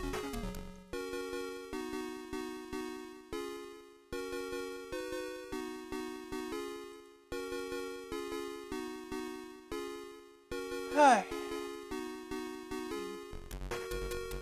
Get started.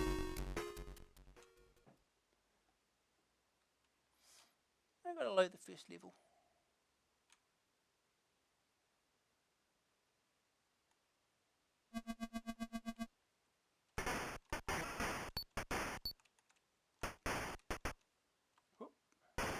Go left. Oh, not that far left.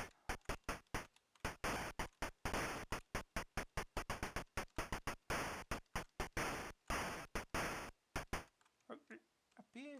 Oop. Oh, don't fall down there. For the sake, you're on the edge of it.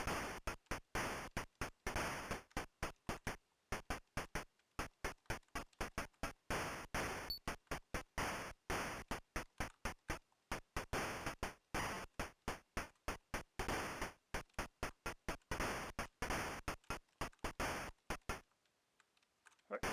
Thank you.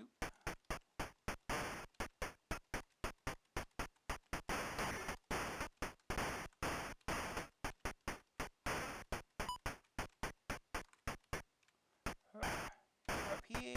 Up, don't. Jump. That way. That way. That way. Thank you. Oh. Yeah, just generate your health when you touch anything. Blind jump. Whee. You'll love blind jumps.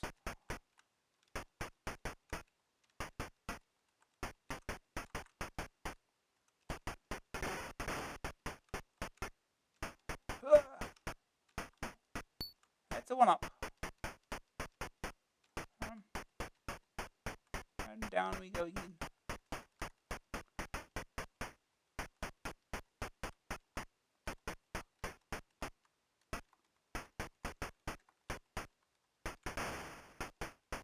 Oh god. Here we go.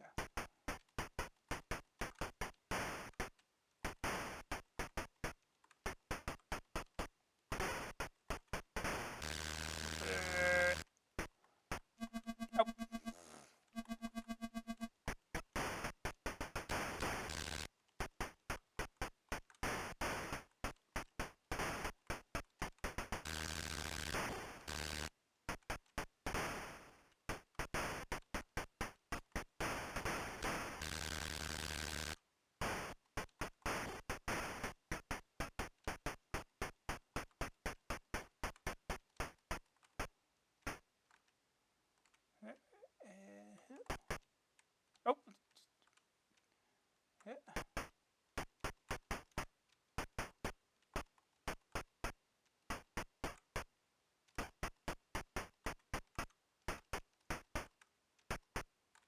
Oh, that didn't jump too far. Well, at least enemies don't respawn over and over. Something. Oh, tablet. Remembering where the platforms are is another thing.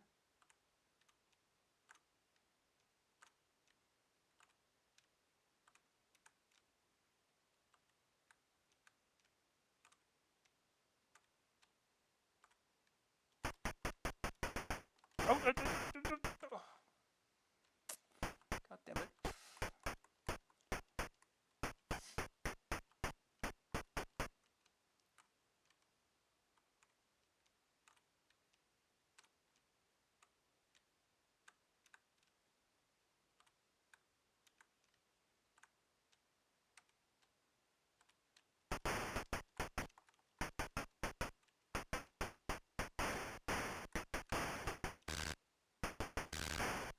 One up. Yay.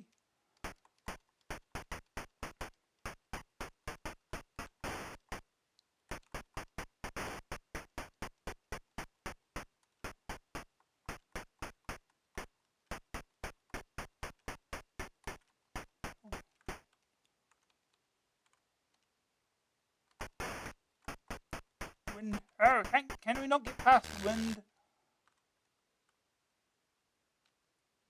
One thing that defeats Turrican. Wind. Oh, apparently kills you too.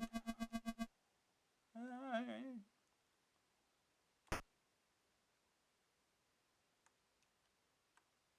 can go down here then.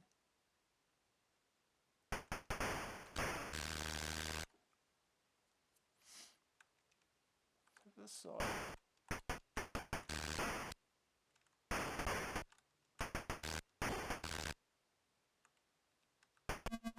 right onto it. Good.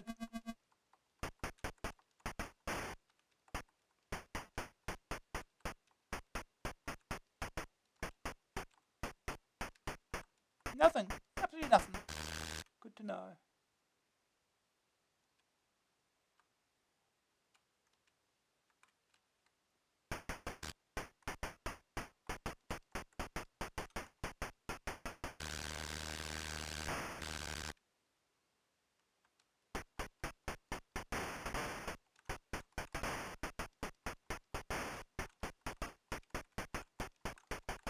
Oh, God.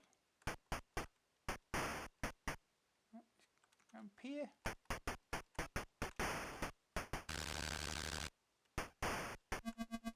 For God's sake, really? Well, we're not going to last much longer. Should find a 1-up or something.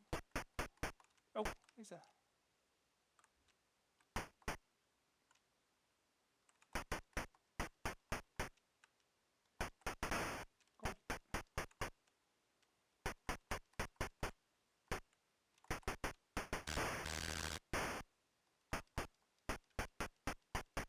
No, nothing up there. That's pointless. I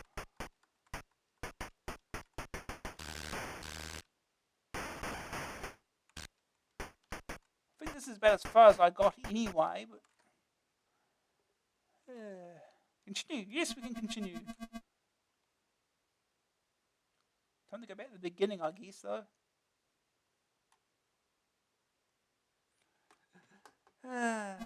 Oop, yeah, back to the beginning.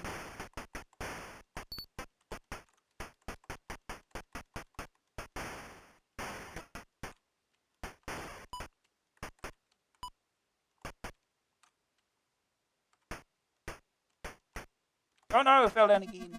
That was stupid. Can we quit? Do we have a quit option?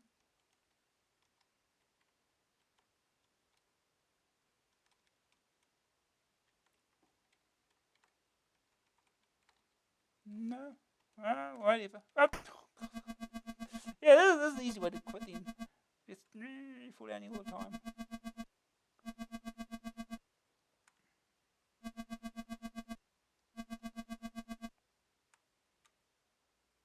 Game over.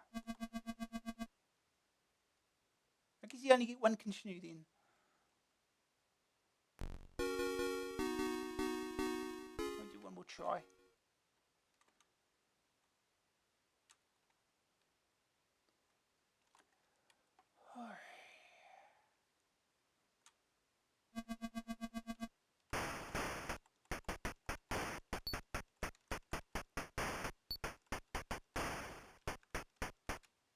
Okay.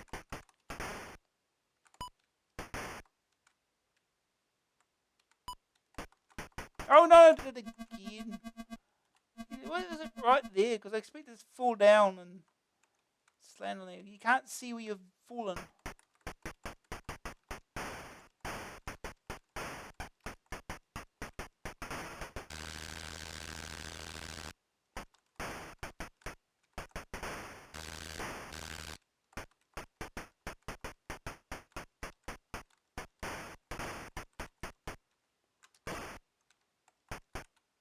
Hey, Smart Bomb does not give you power. Doesn't drop power ups in. Wonderful.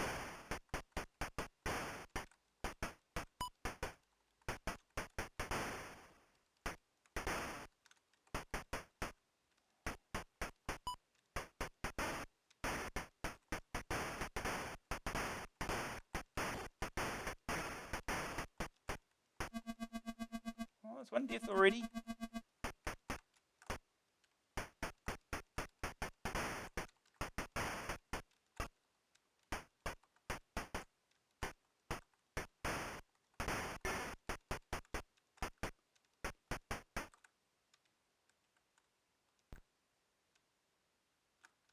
Anything else over here?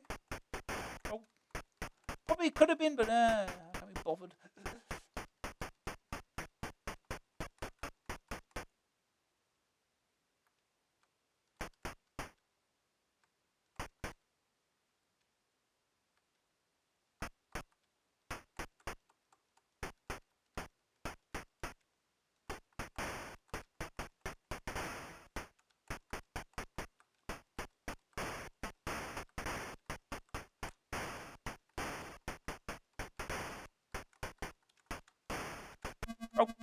it ran out just at that point, huh?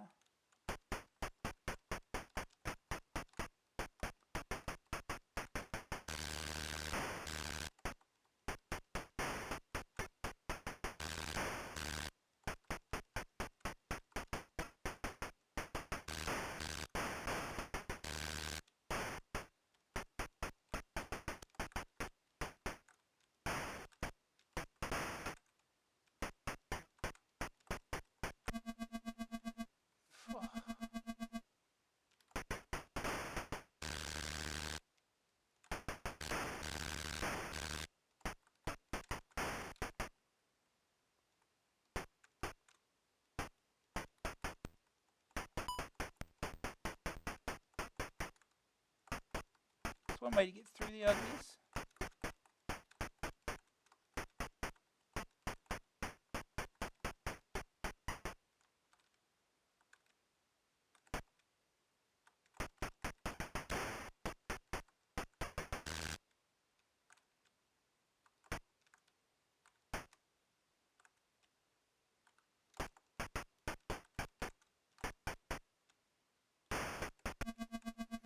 Really?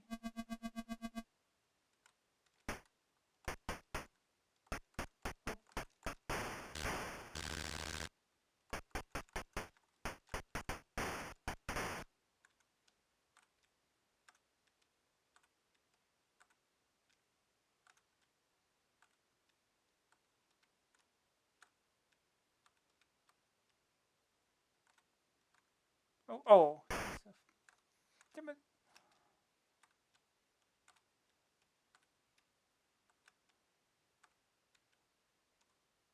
Oh. Up. Up. Glad there's no full damage. It's something.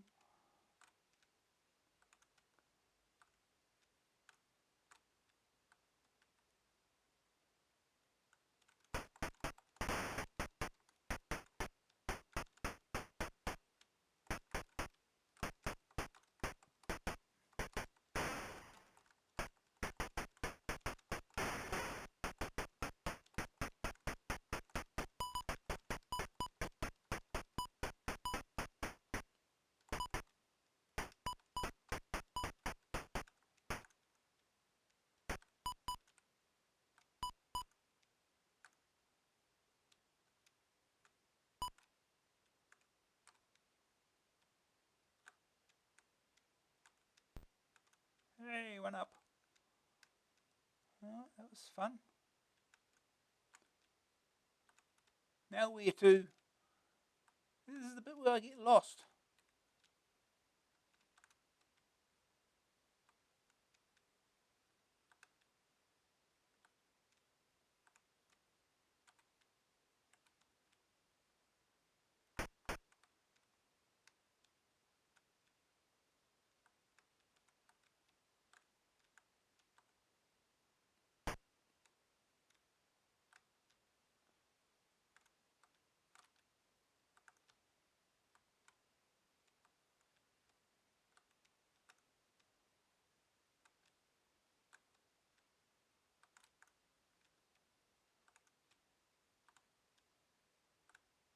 Oh, here we go.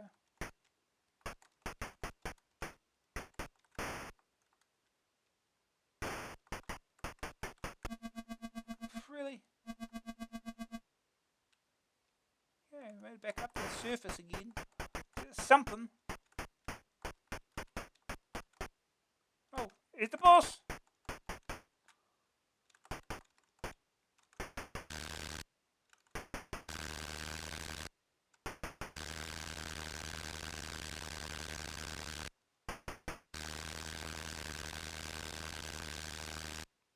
Okay.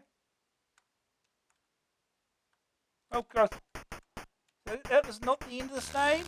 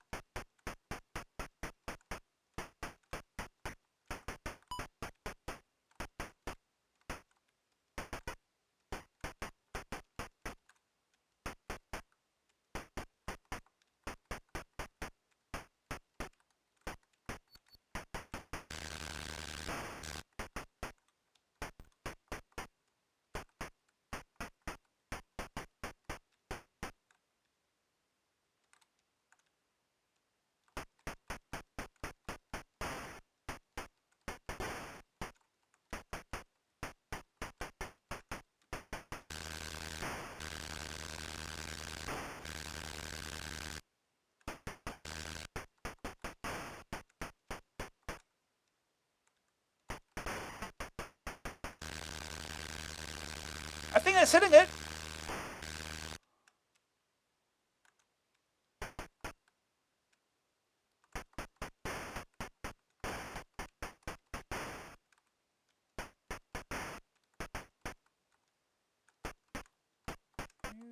Probably more stuff. Oh. There's nothing there. Of course there's not.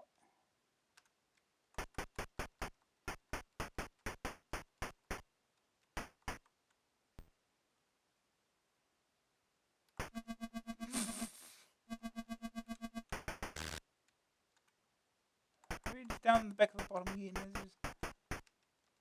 This is make our way back up again.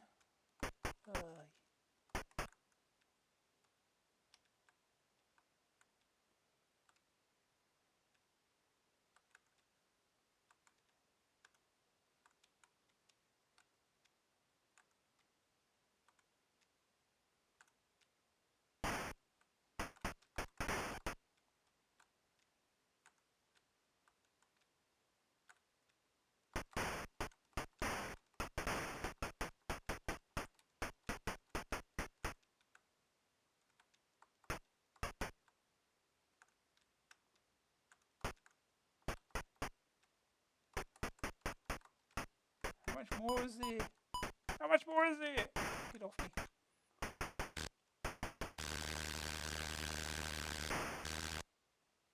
What are you going through the ground for?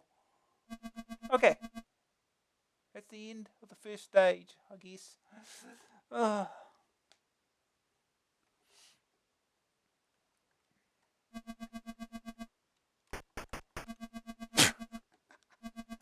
Really? You just put that right there. Right at the beginning of this section. Oh, God. Oh. Yes. Restart here. Better.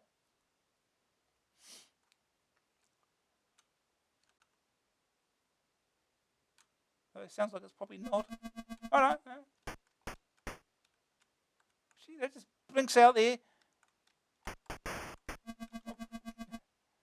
How are you supposed to avoid anything like that? Oh.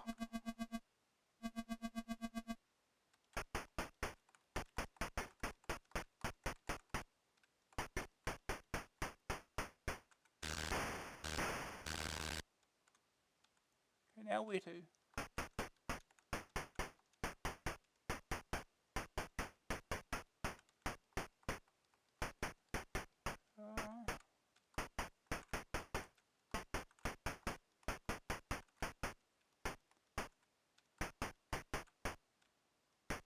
One up.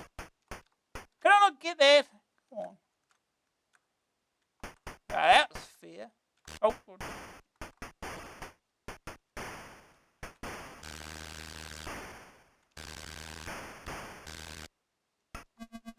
And death. Everything's out to kill you.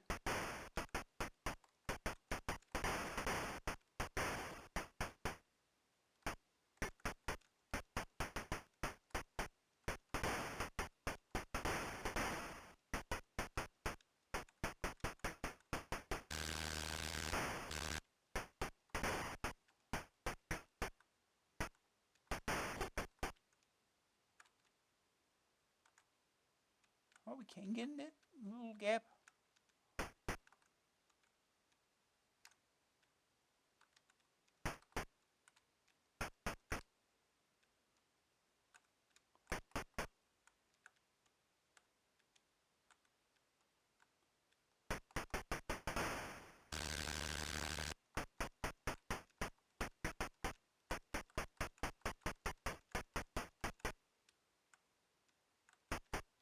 Oh, just drop all that on your head. It's fine.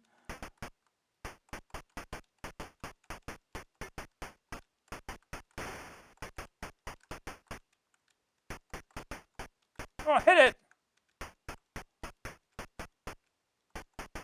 Oh, God. Ah. Oh.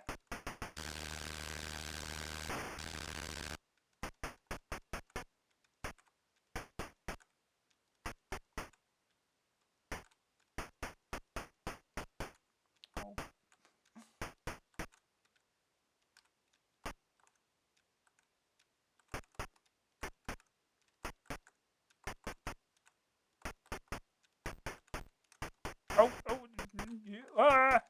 oh, we got a big gun.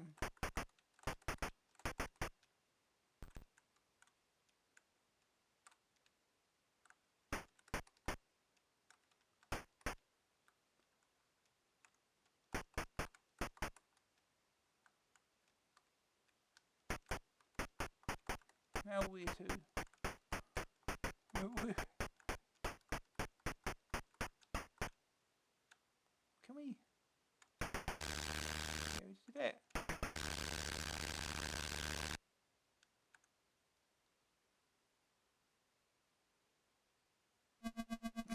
No under any enemy. Of course. At least we keep our weapons when we die. It's something.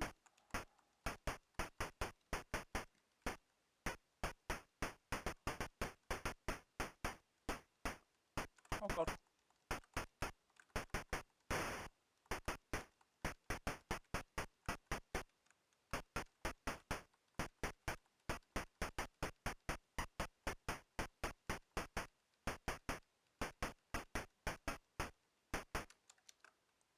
Dead.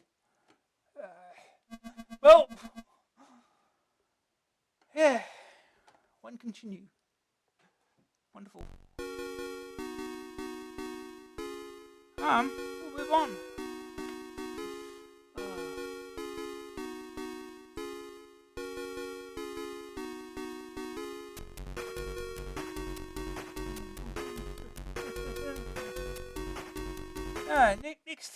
Next game. Terminator 2. Not yet, at least. This game is RBI 2. Domark, $10.99 cassette, $14.99 disc. The sound of Liver on Willow, the polite applause of the appreciative crowd. The hot sun and the blue sky. Sounds like a perfect afternoon at a cricket pitch, doesn't it? Well, not this time, dudes. The Willow has been replaced with an oddly shaped prime... Right. That doesn't sound right. The Willow has been replaced with an oddly shaped prime grade, precision manufactured aluminium baseball bat. RBI stands for runs batted in, and is one of the many confusing terms those blimmin' Yanks use to throw us.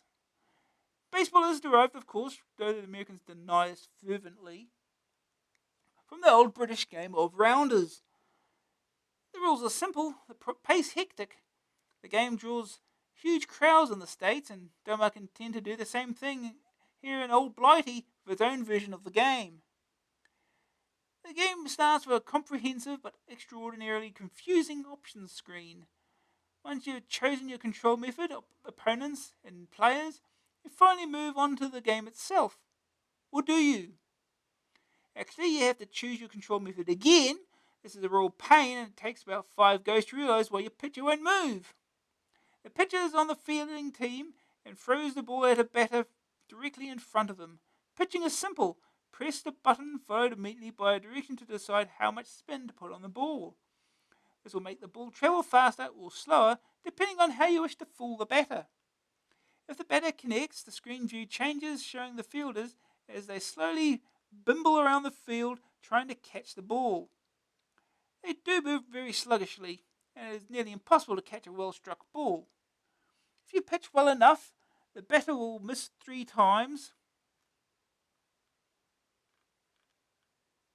When this happens, he is out. Get 3 batters out and you will swap over. The team goes into bat. Batting itself is incredibly easy. Timing your swing as the ball approaches slowly couldn't be simpler. When you do hit the ball, your batter automatically runs to the first base. 3 o'clock on the baseball diamond.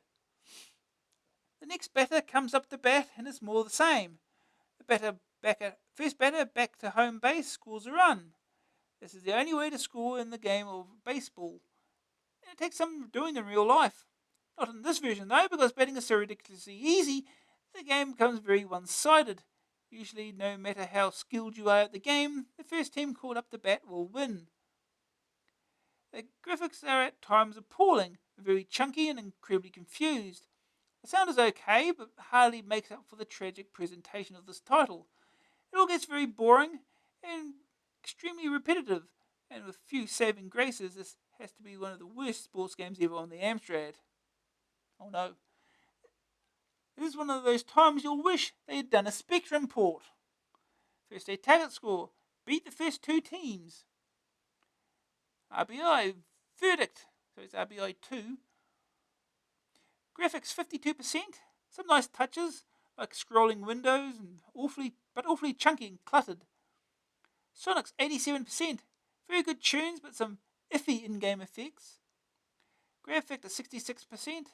Once past the stupidly awkward options screen, it's easy to get into. Staying power 45%. You soon learn to hate this game. It really is that aggravating. Rating 50%. A good idea and a promising license spoiled by poor implementation. No dear. Okay.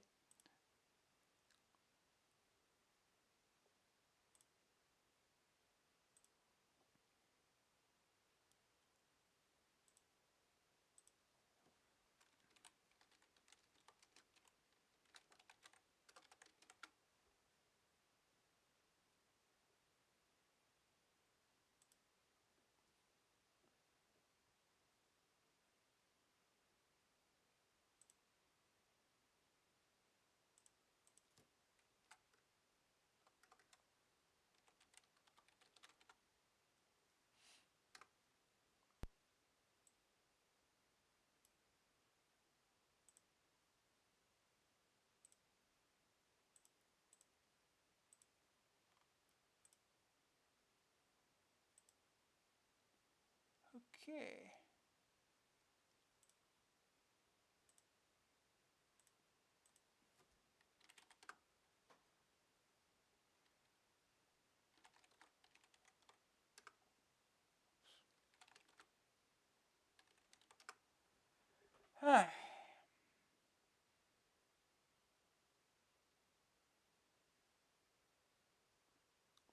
Time for baseball.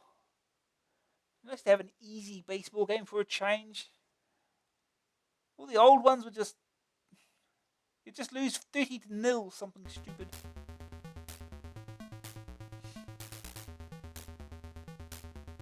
Right, keyboard. 1 for keyboard. 2 joystick port 1. 3 joystick port 2. And testing this, I found the thing was that you have to select joystick port 2. First joystick. Select port 1. Expect port 2 controls. For whatever reason, it's around the wrong way.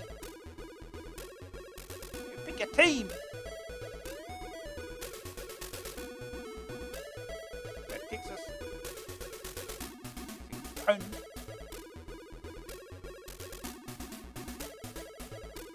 Yeah, New York.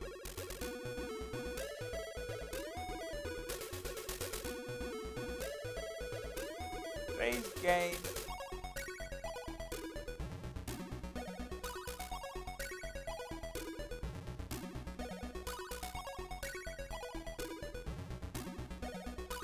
Select your starters.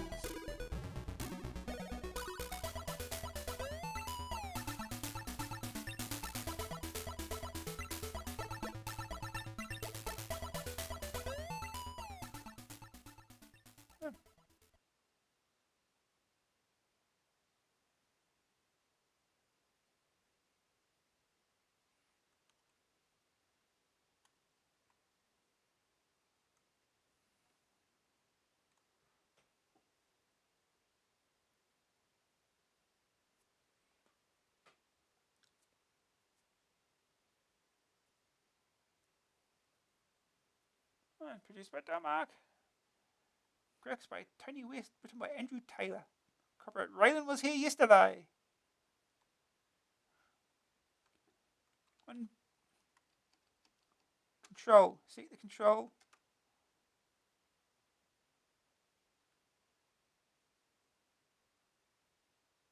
To select.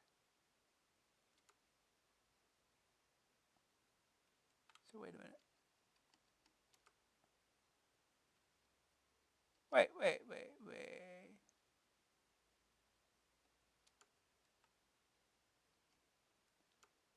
Okay.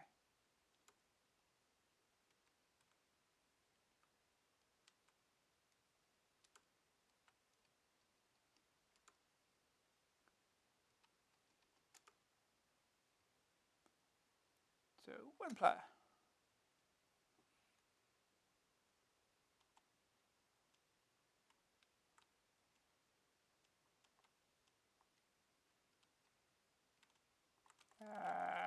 Nothing's much happening.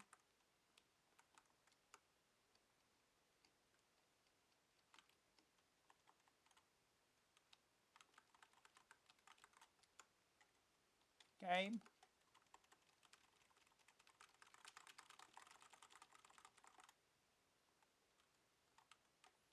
Jurassic Port 1 changed there too. It is. Quit. Alright, screw this. We try it again.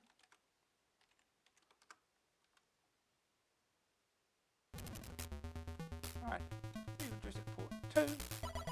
I don't know why they swapped that around. Did they think they were writing a C64 game or something?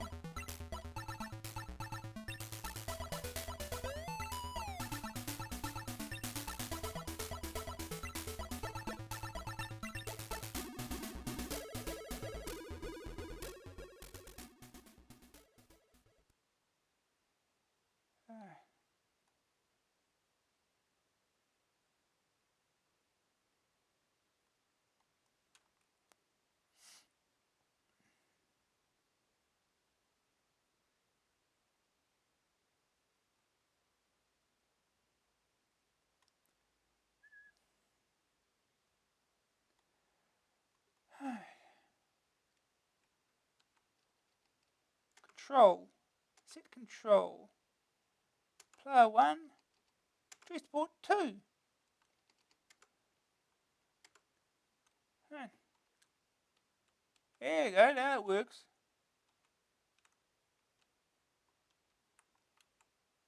Strike! Strike! Oh.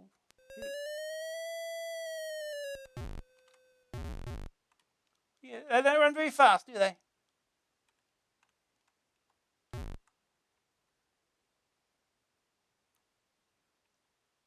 Yeah, these trips are a little chunky.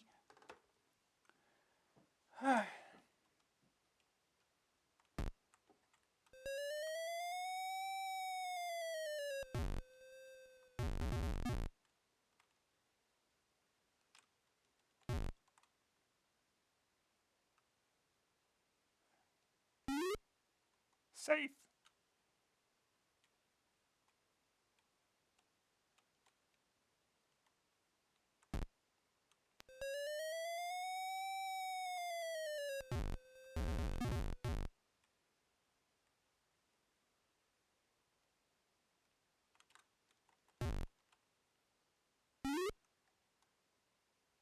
Oh, God, you're right.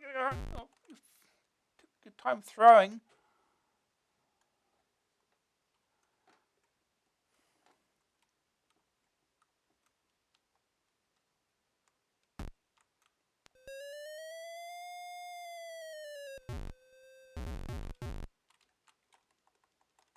Throw.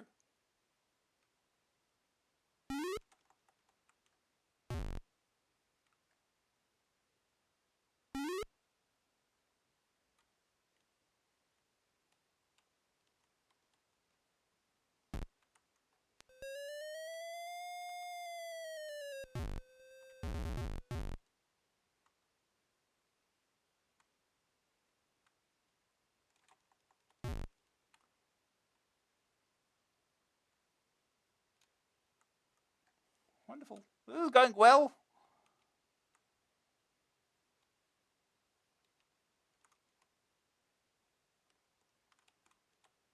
Strike. Strike. Strike. Here we go. That's more like it. Just going to do that 2 more times. Strike. Ball. Strike. Oh.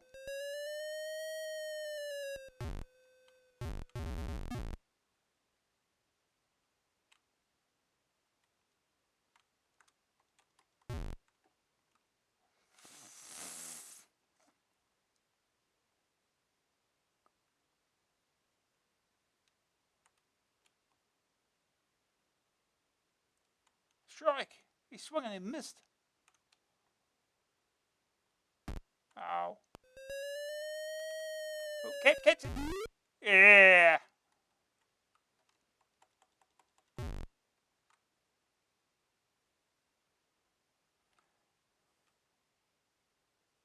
How do you score off a catch? That doesn't work, does it?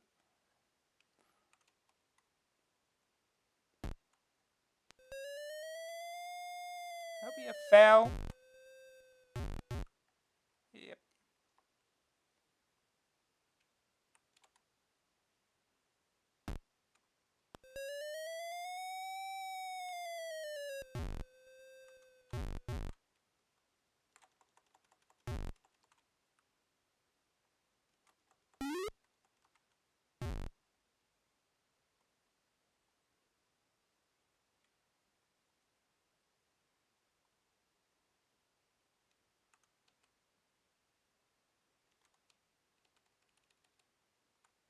Good swinging there.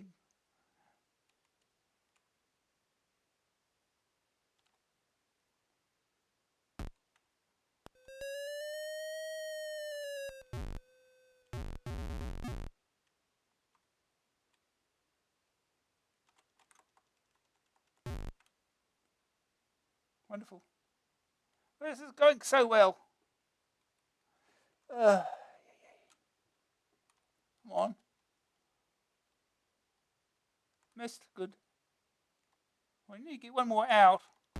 Oh. Catch it. Oh, never mind.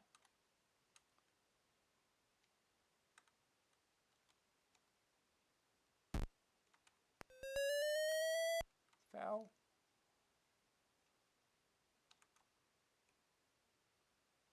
Strike. It's out. Wait, what? Wait. Don't fouls count as strikes until you get to 2. Well, anyway, out. All out. Finally. Time to bat. Run.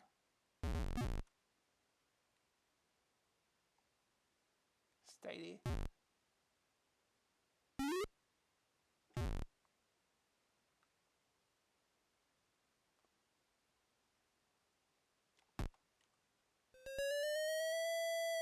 That's a foul.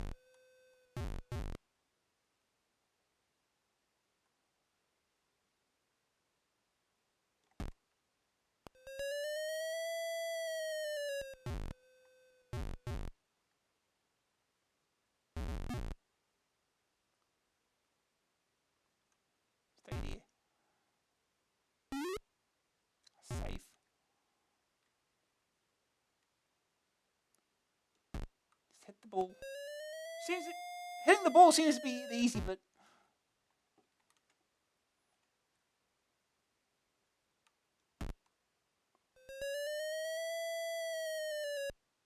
Foul.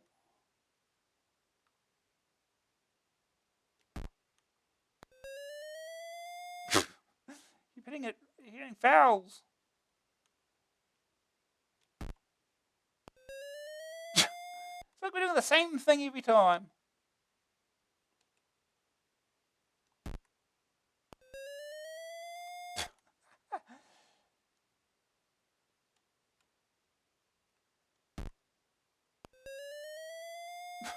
Come on, stop hitting it there.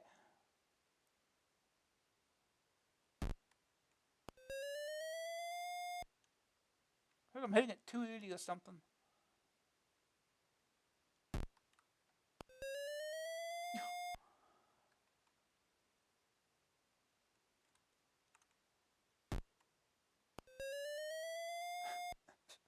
Okay.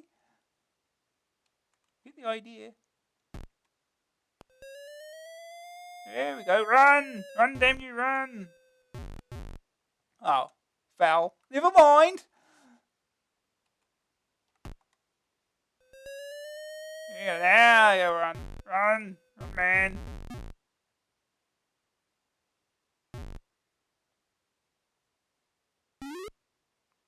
Safe. Safe.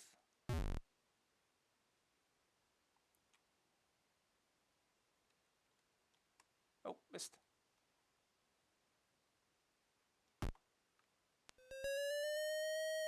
Foul.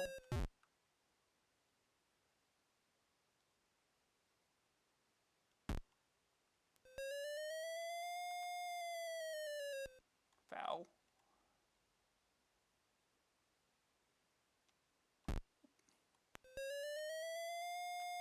Wait, so when you score a foul, the strikes go back to 0? That's...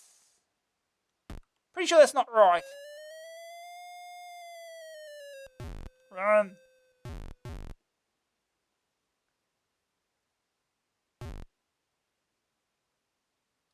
One. We gotta run.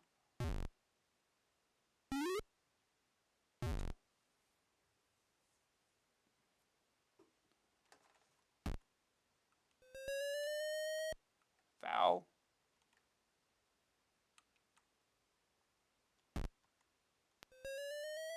Oh, go.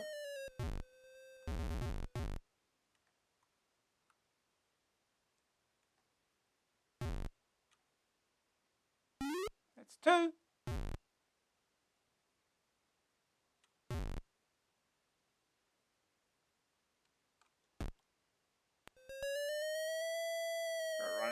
Run, man, run.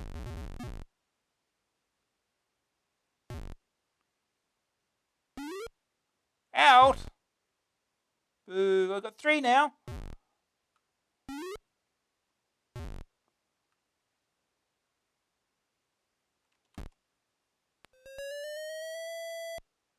Foul.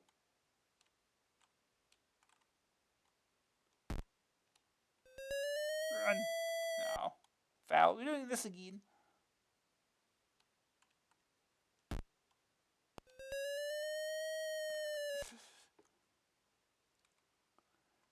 Go.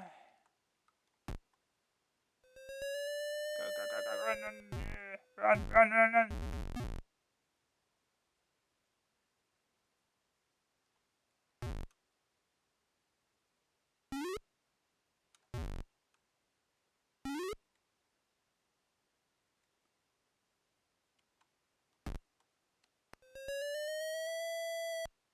Foul.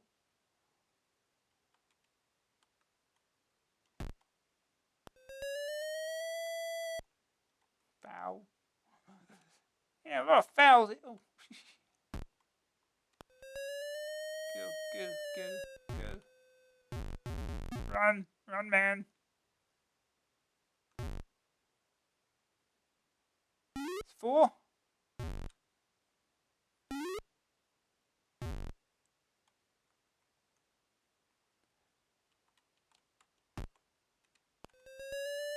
Go. Yeah, run. Oh, that was quick. That could be a problem. All out.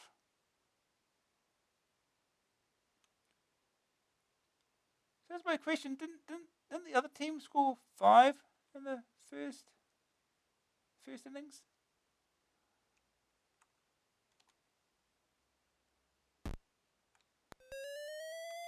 Foul.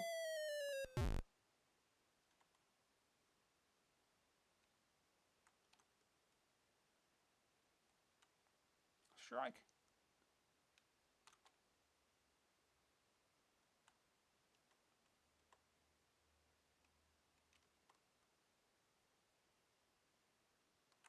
Strike.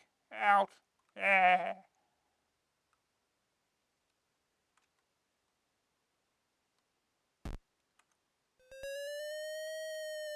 Can you really just take 2 swings at it? It seems unfair.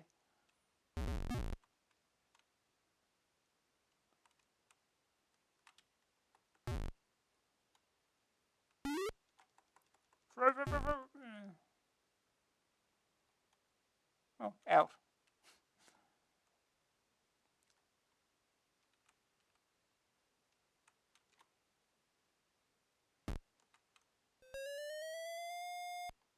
Foul.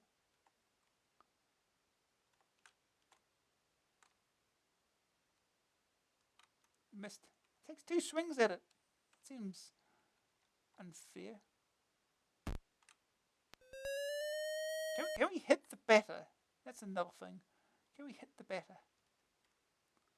Ugh.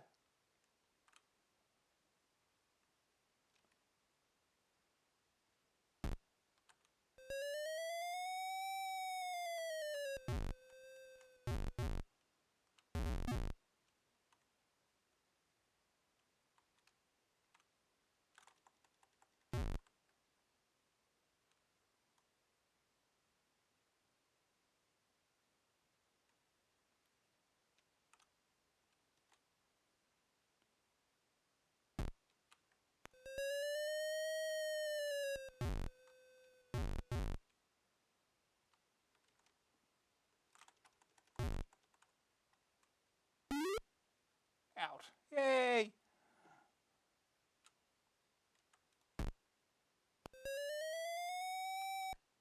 Foul.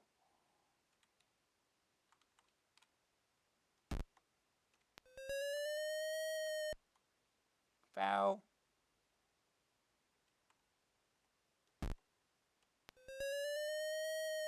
Foul.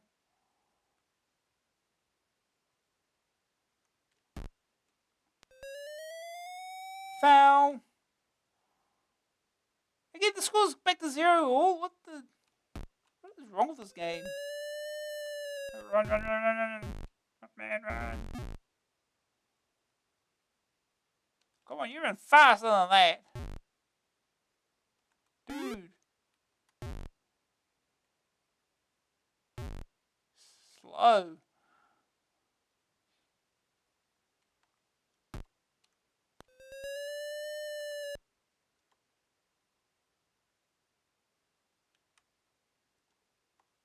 Missed. Damn it.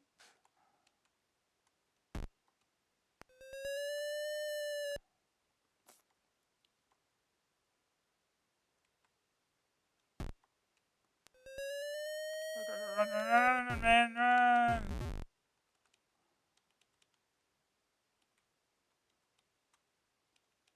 Run faster, jeez, dude. Oh, slow. Can I run now?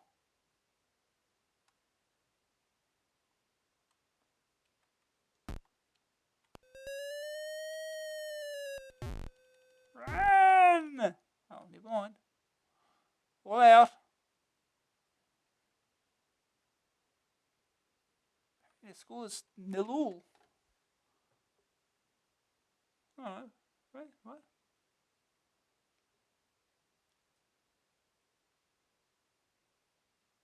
Yeah, I don't get this. Anyway. Ugh. Not a difficult game to play once you figured out that the controls are weird. Anyway, we'll move on.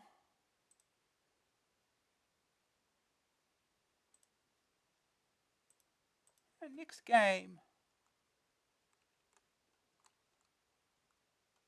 Oh, we got Budget Bonanza.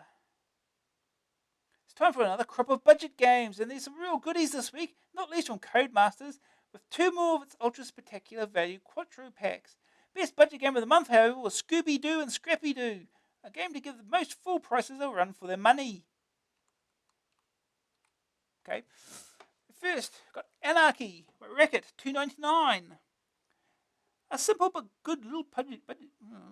Anarchy is a very odd hybrid of arcade, strategy, and puzzle game. The only thing you can really compare it to is the Japanese hit Sokoban.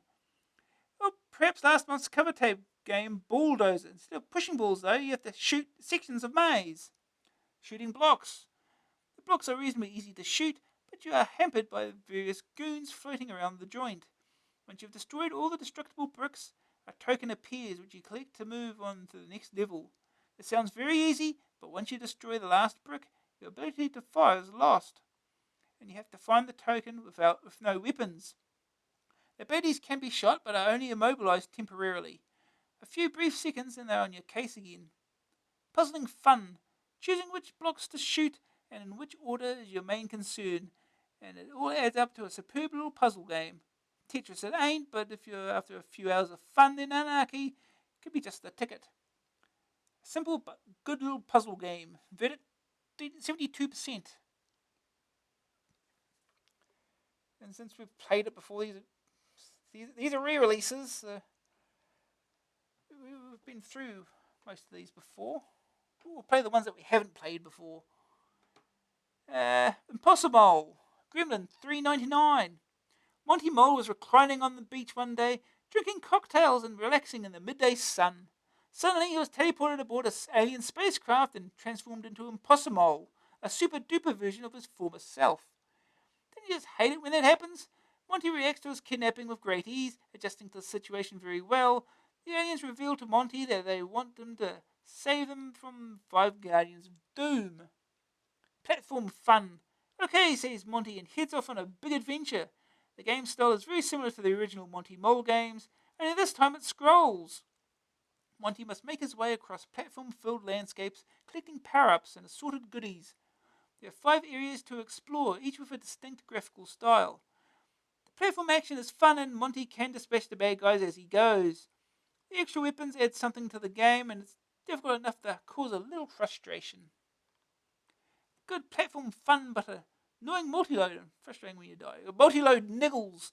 The graphics are lovely, very colourful and detailed, with more than a hint of style. Sadly, niggles such as a painful multi-load and no continue option spoil things a little. We reviewed Impossible back in AA58, and at this price it probably deserves a higher rating. A decent arcade adventure and a worthy purchase. Good platform fun but annoying multi-load and frustrating when you die. Verdict 76%. A passing shot. Encore 2.99. You cannot be serious. No aliens, no crazed Viet Cong troops, no high-powered vehicles, just tennis balls. That harmless and very English of sports takes to the screen once more.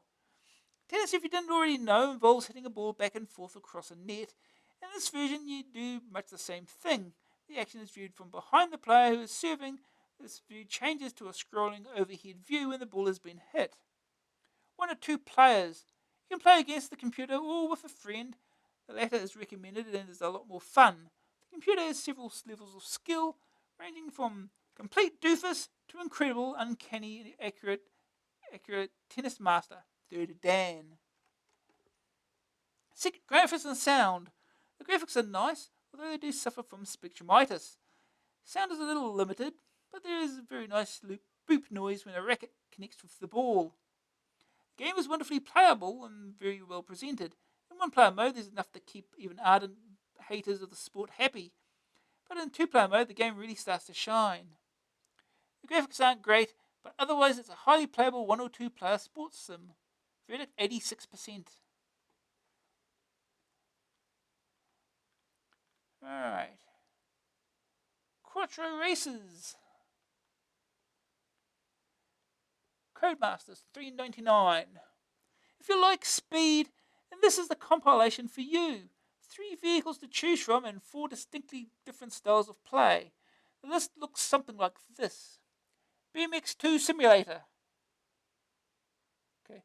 BMX2 Simulator is a bit tricky to master, but once you do, it's brilliant. They order the words like that twice. Another Codemaster simulation, this time of the 80s phenomenon BMX. The action is viewed from overhead. You race in a group of up to 4 players, tearing around a dirt track on your BMX bikes. You control your racer by rotating his or her bike left and right, pedaling to speed up. Be careful not to go too fast, because a spill from your bike could mean the end of your racing career. Use the bends and ramps to your advantage and try to grasp the physics of the bike. Once mastered, the game is a joy to play, especially in the multiplayer mode. The graphics are more than adequate, and the sound is really rather good. Very playable on its own, and very special indeed as part of a compilation. That we have played before, and it was titled Pro BMX Simulator. It's pretty much the same game. I think this version just lacks one of the tracks or something. ATV Simulator. The graphics and sound in ATV Simulator aren't up to much, but it's still fun. ATV stands for All-Terrain Vehicle, and that is just exactly what you drive in this game. It looks very similar to an old Microsoft title, Kickstart, and plays in much the same way. You drive the 4-wheeled buggy over a scrolling landscape of ramps, wall fences, and other obstacles. The buggy can be made to speed up, wheelie, or even jump.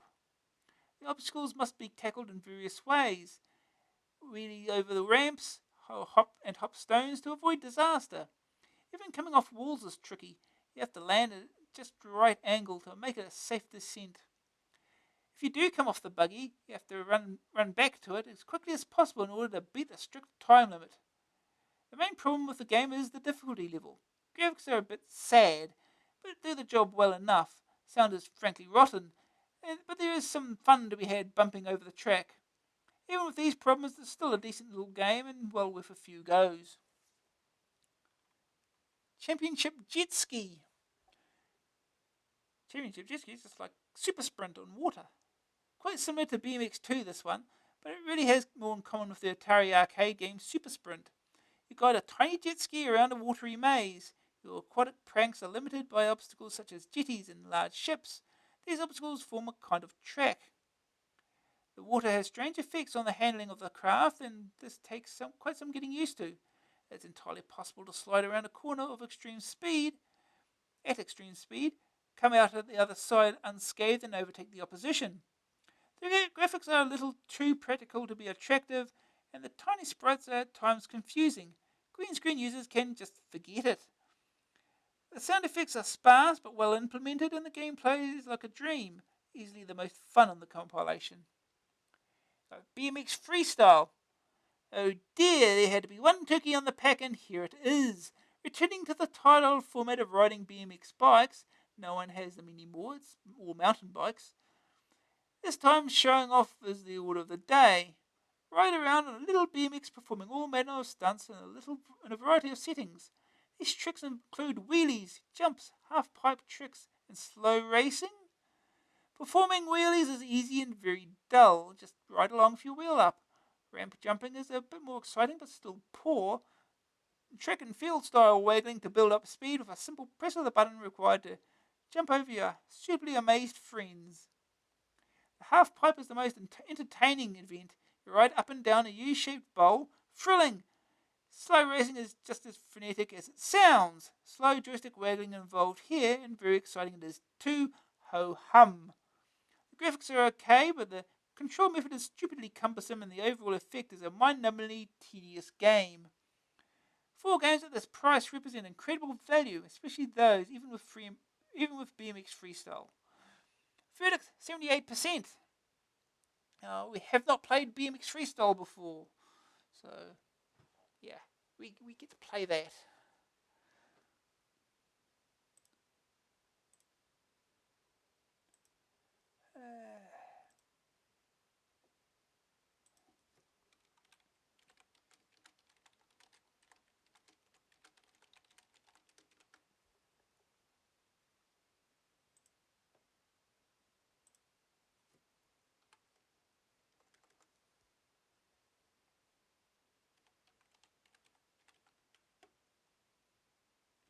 All right.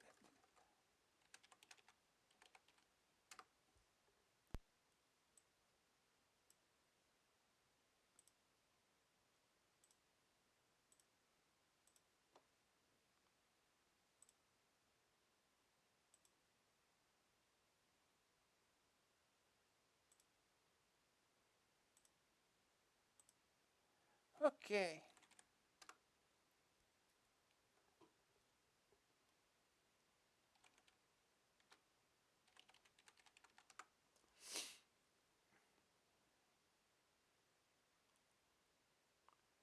Freestyle BMX Simulator. Program Peter Williamson. Graphics Neil Adamson. Does this music sound familiar? No.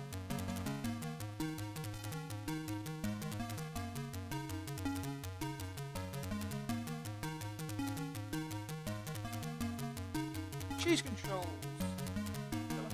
Joystick. Extra joystick.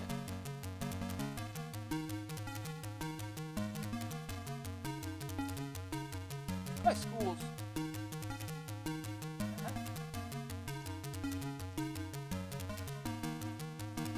Let's get started. Game on!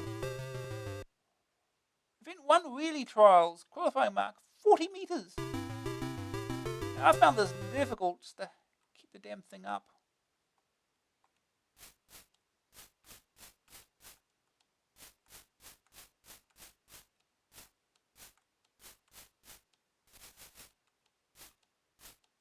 Oh, yeah. As soon as you land, it's 32. Not enough. Game over. Yeah, you want to keep that's it. Try it again. Ooh, different music. Really, trolls? Qualifying mark. 40 meters.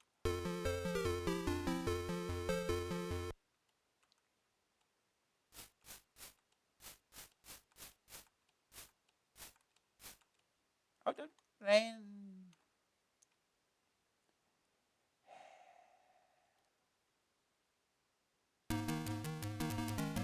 Game over. Do it again, idiot. Event 1.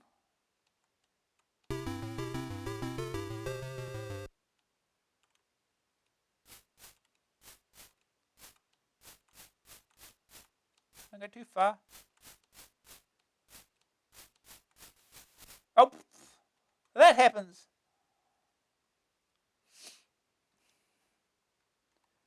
Yeah. Do it again. Game on.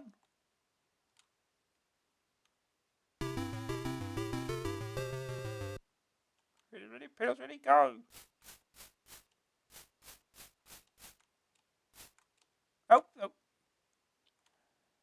Getting worse.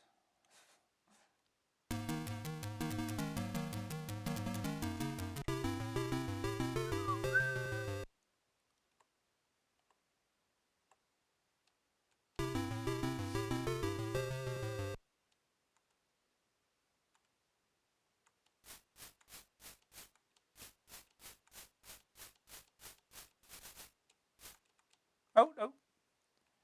It's hard to keep it going. Do it again, idiot.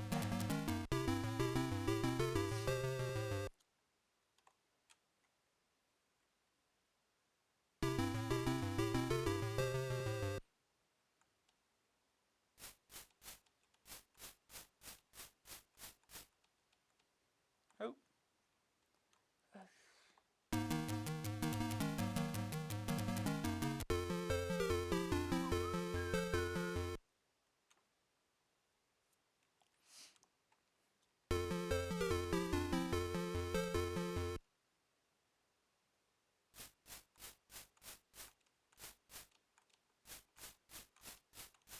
No.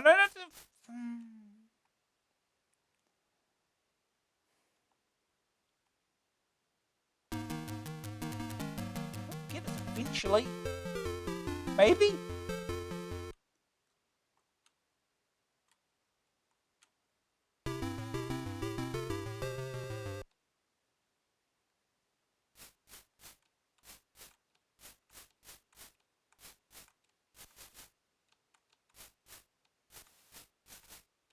Oh, he did it.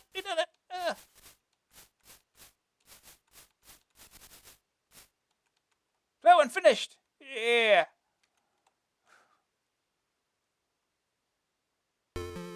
You've qualified. Ramp jumps. Qualifying mark 15 meters.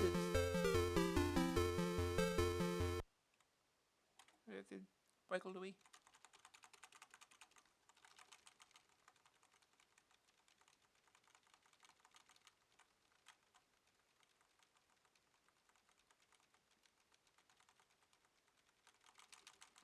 Come on. Too soon. I don't get any speed up here.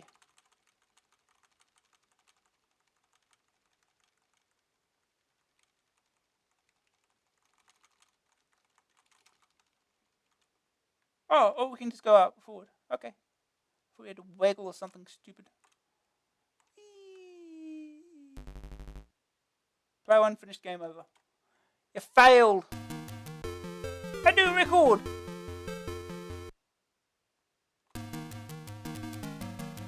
Do it again.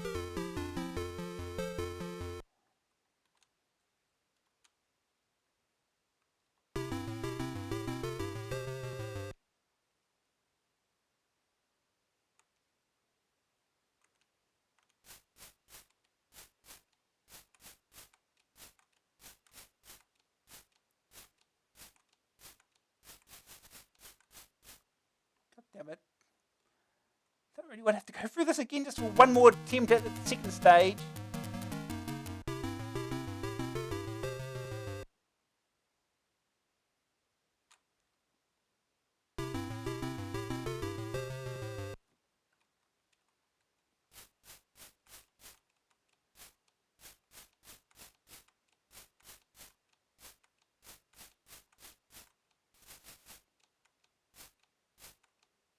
Oh.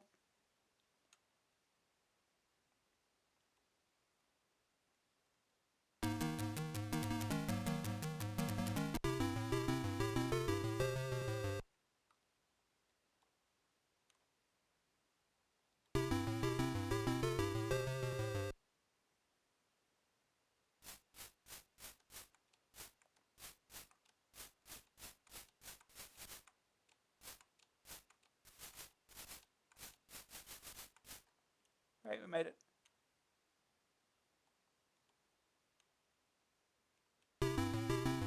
Qualified! Ramp jumps.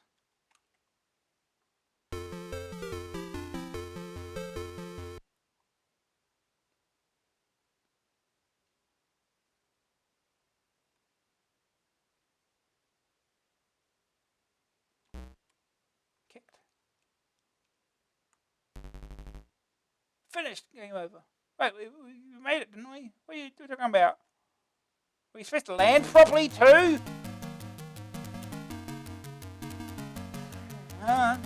Loaded up this already. Alright, we'll move on. One more game to do. Know what it's gonna be. Alright. A Scooby and Scrappy Doo. High Tech $3.99. Cool. Those were the days. A Mystery Mobile. Fred and Wilma. Scooby Doo and not forgetting Shaggy. Fred and Wilma? What?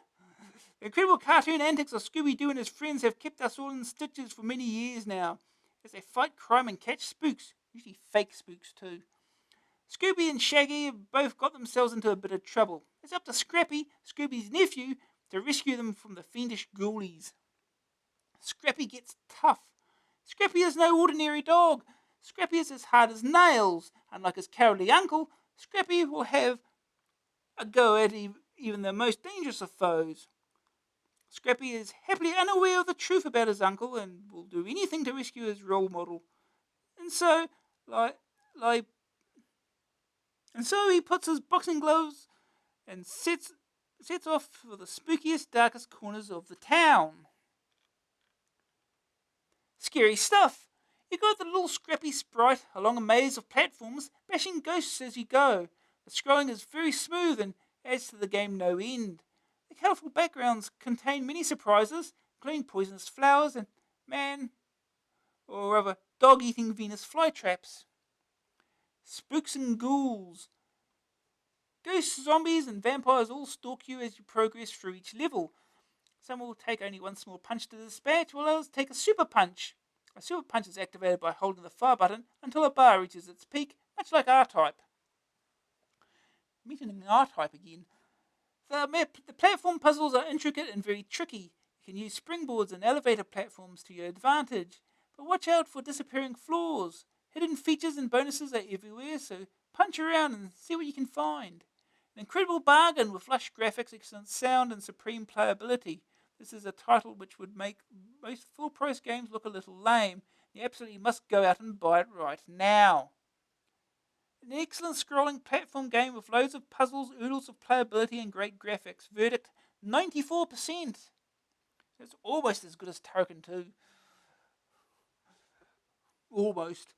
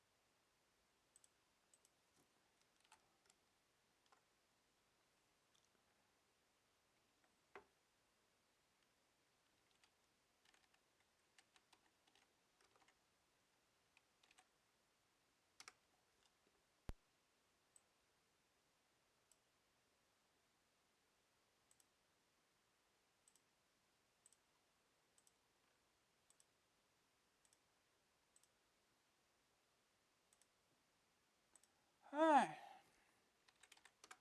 Let's go.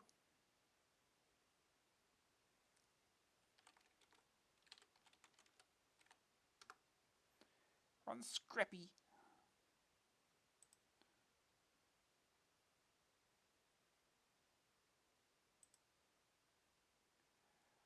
Huh.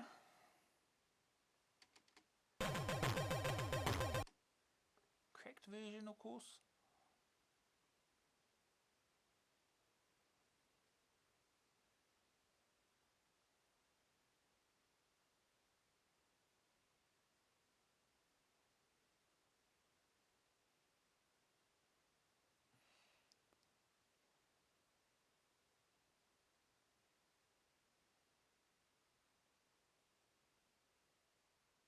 Yeah, Scooby and Scrappy Doo. PAL development.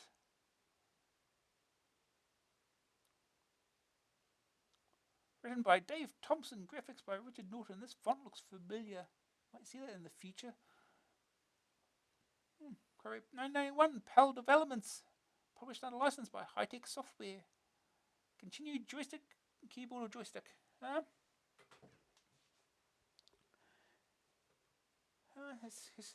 No sound, by the way. Something. See, there's excellent sound. Oh, this. Run for it, Scooby.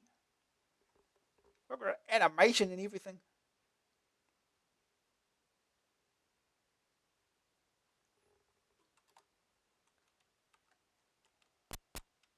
There you go. Sound effects, that's about it.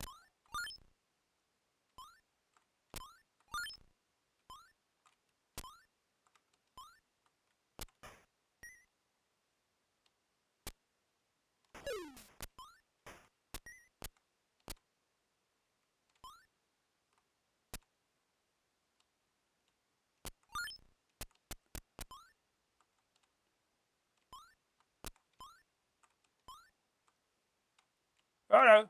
Hey. One touch, he's dead. Stupid snail.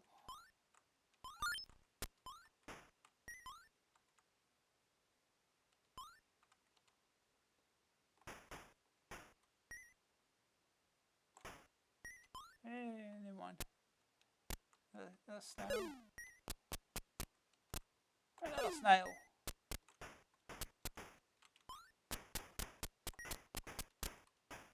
Skull. I'm sure skulls are deadly.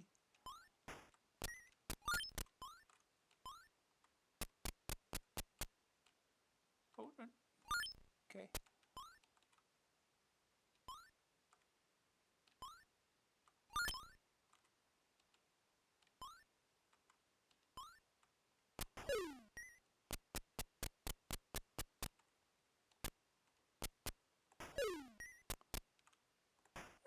It runs at a decent pace. Something.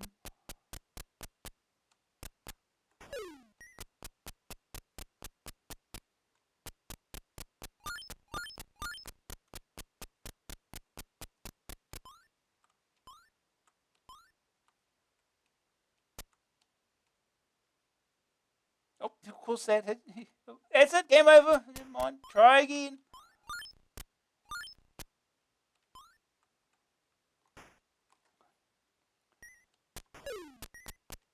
The problem, you gotta be. I'm sure Scrappy can't swim. Oh, God, he's fallen again. Game over. Well, that was quick. Do it again.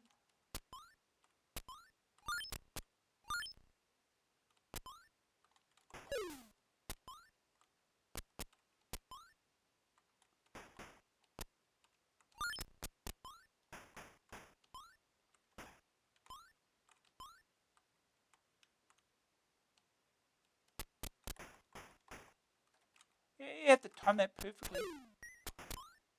Otherwise, you're screwed.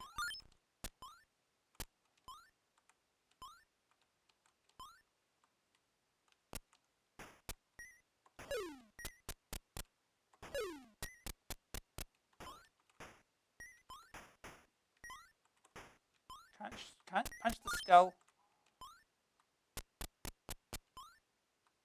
Oh, God. Well, yeah, they can see that coming.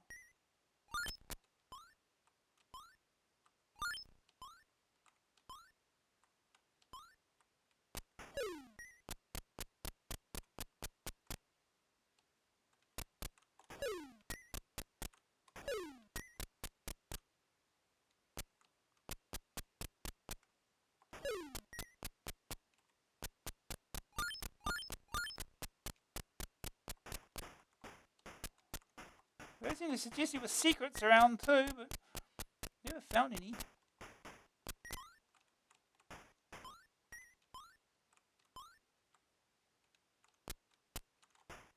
Nope, that didn't work. Bouncing ball's going to be hard to get past.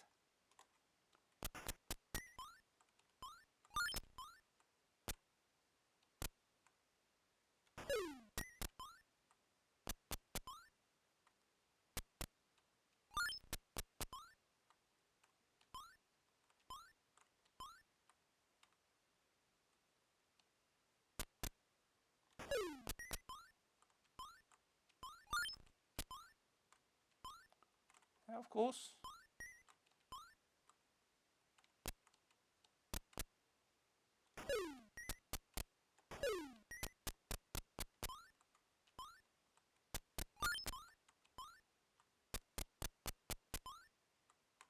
Oh, god damn it. You're supposed to see it coming or something.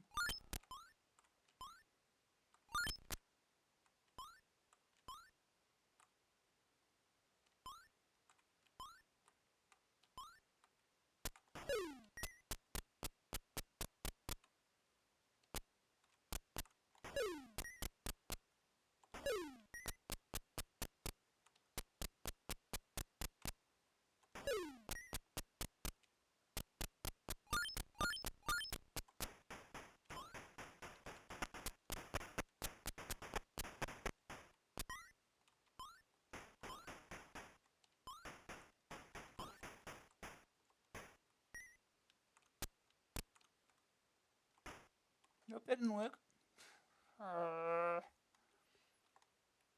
Try again.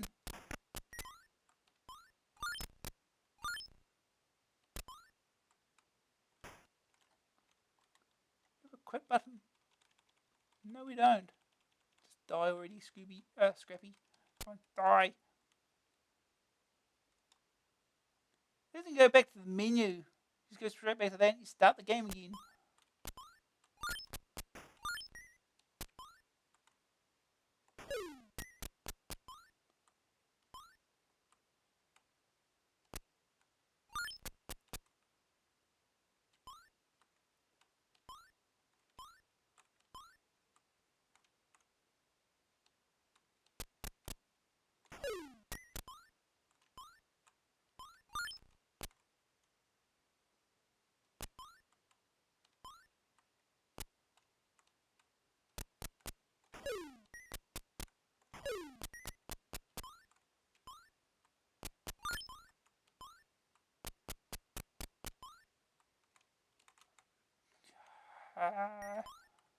You're supposed to avoid that.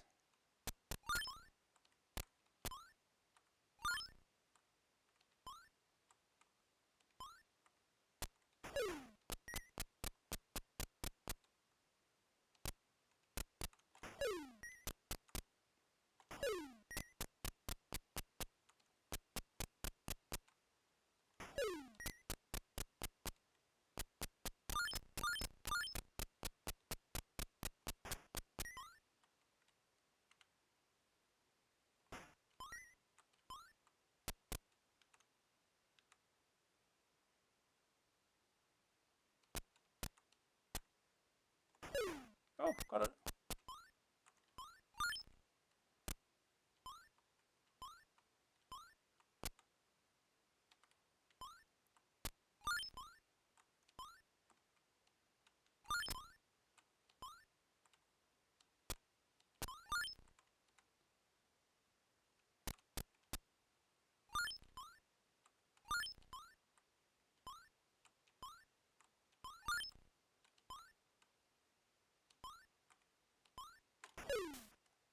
I'm not going right down there. There's two of those damn things.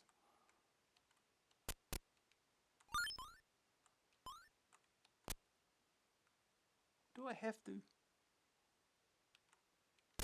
This might have to, I think.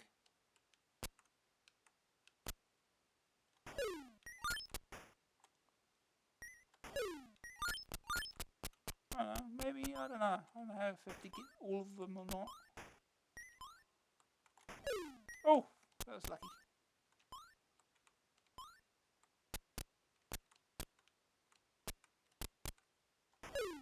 Oh, it's two of them there. That was not fair.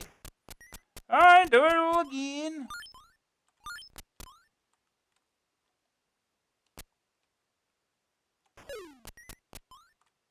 Oh, don't fall down.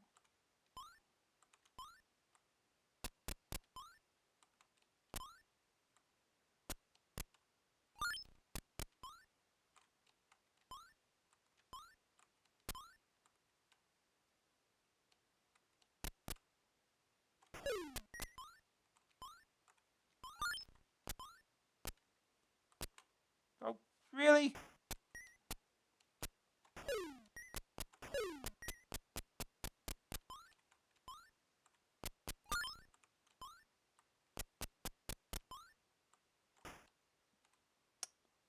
And it's full. Die. Do it again.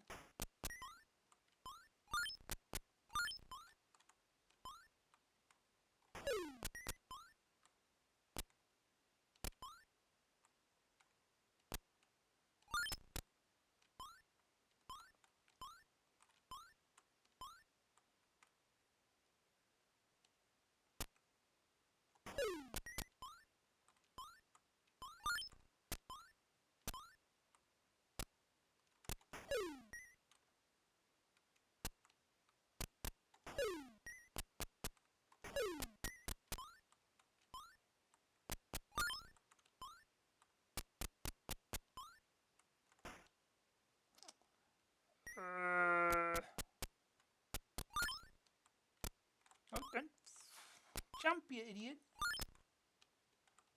Wait, jump.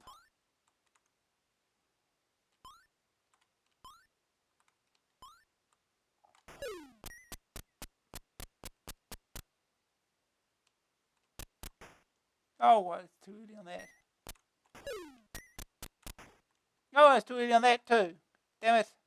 So easy to die.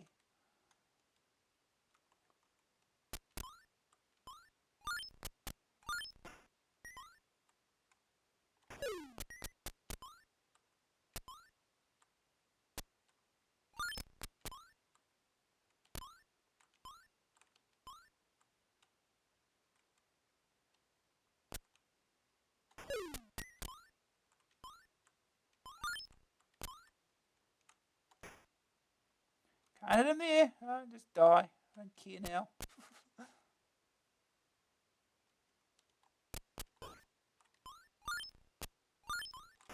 Be careful.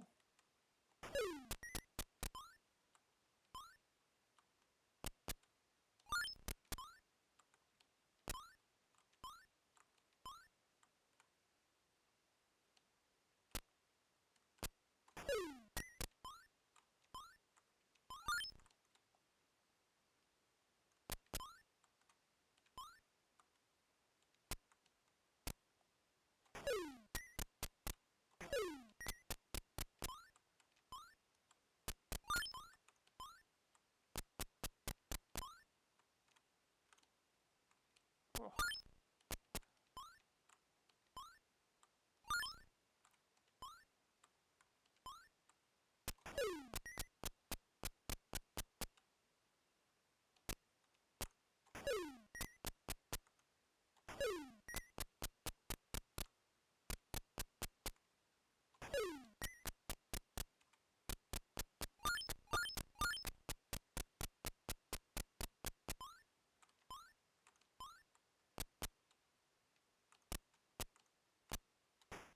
Oh, really?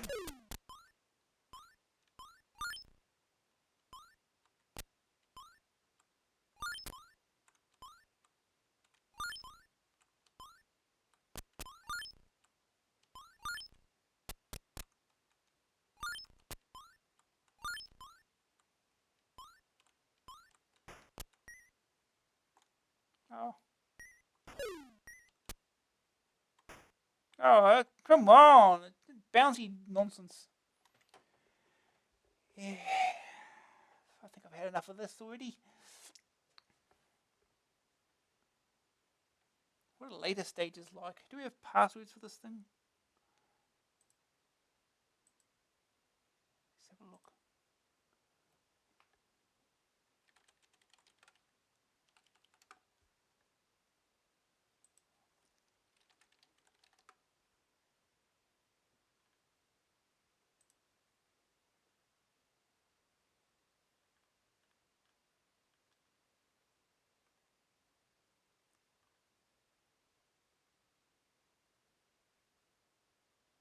Oh, they've got a cheat mode. They've got a description how that even works. Do we not have passwords?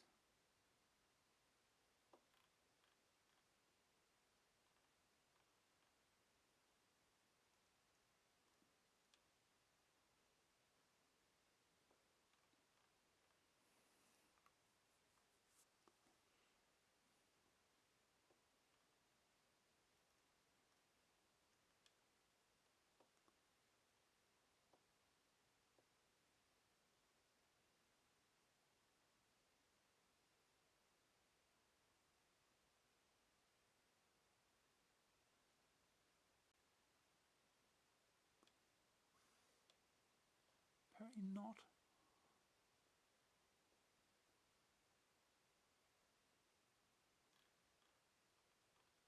Oh, guess we could try the cheat mode, I guess. We have to restart to do it. So it doesn't take us back to the title screen.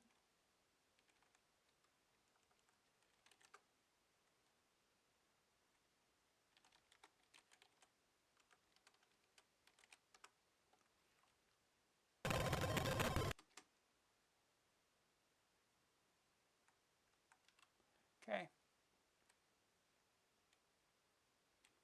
There you go. Help. It works. Okay. Twist stick. Oh yeah, that's right. One continues starts the game. That's right. Now we should have like infinite lives or something, right?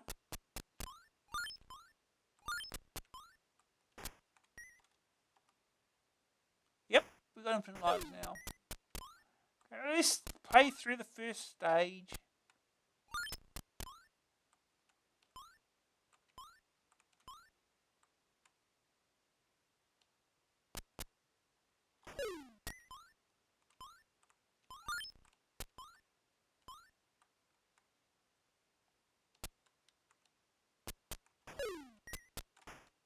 Oh.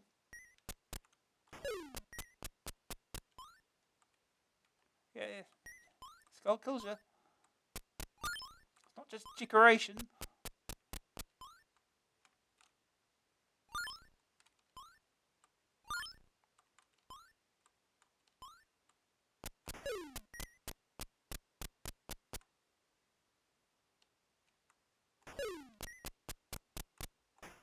Oh.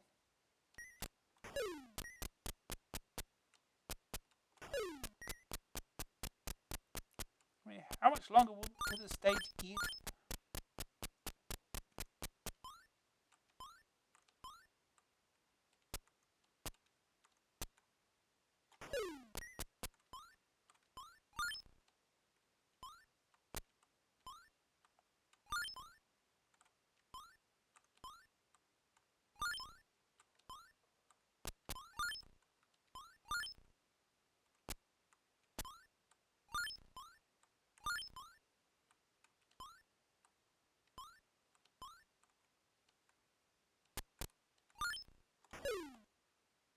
Can we get the second one?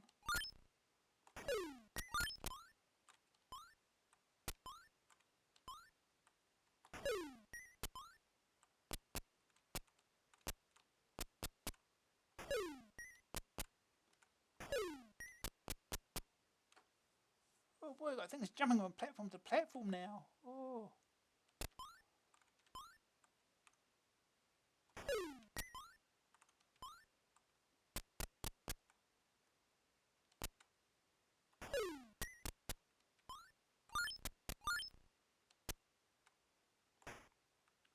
see that coming.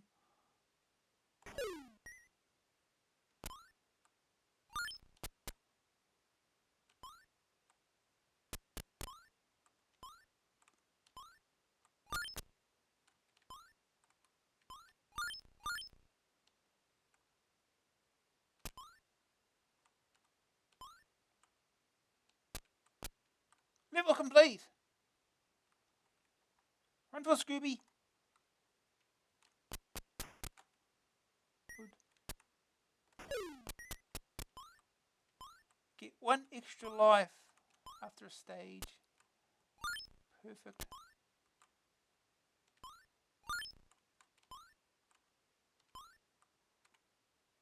It kills you because of course it does. See if we can just rush the end of the stage.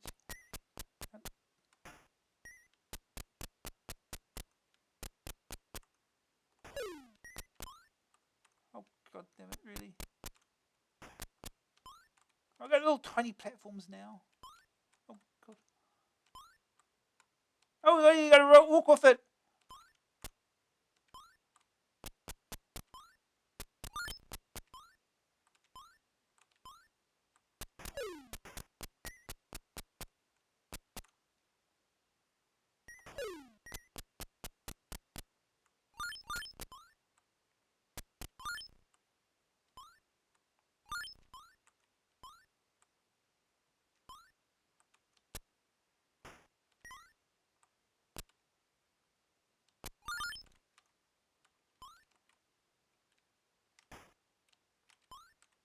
Oh, it's a spring, alright? It's not animated because who would need that? Oh, don't jump in the water. Scrappy. Scrappy.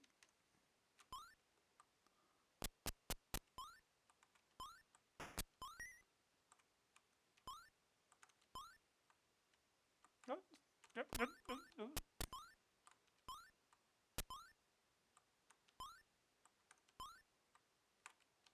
No. Oh, no. Oh, god damn it.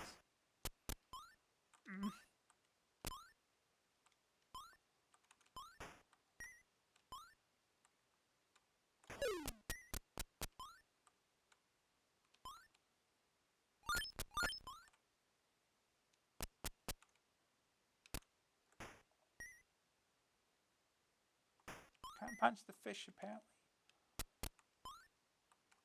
How do you get back up though? That's the difficult bit.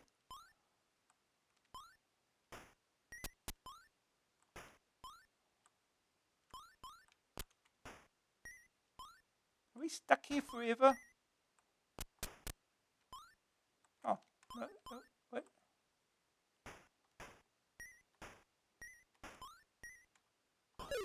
Oh! No? What? Okay.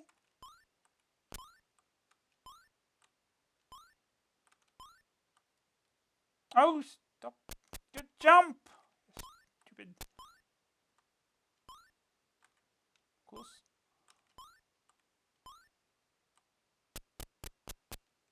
No!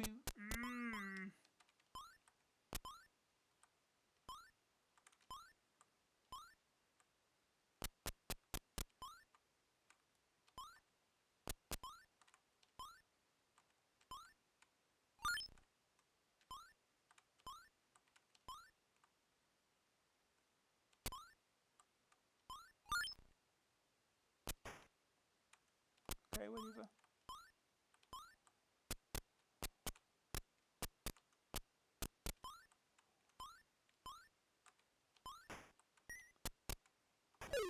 I stole them! Of course there is!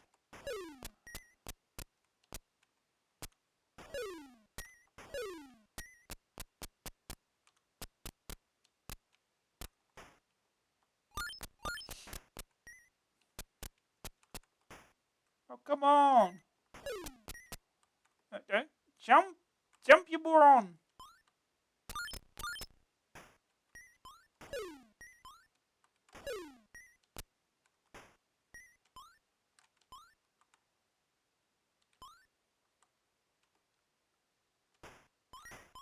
out of there.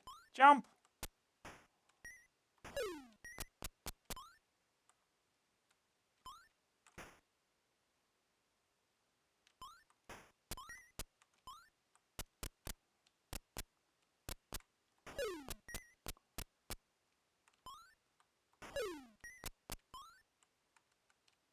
What am I doing?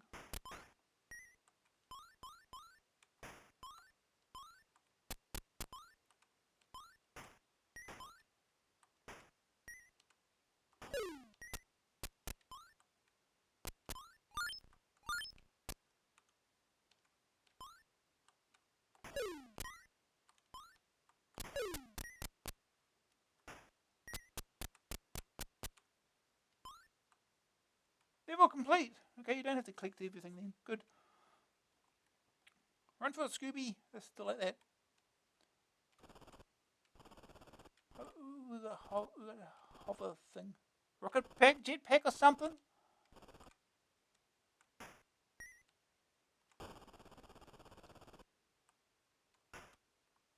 Oh look, droplets.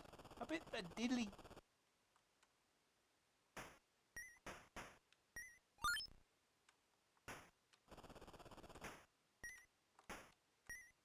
Can we actually punch anything in this stage?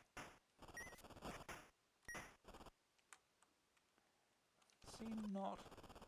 Oh god. Not enough iframes.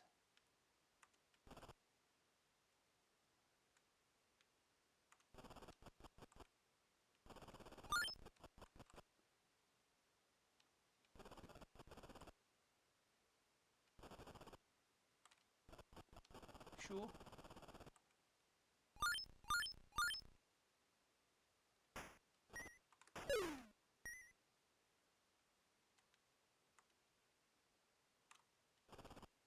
Oh, how you gotta get that? That's dying.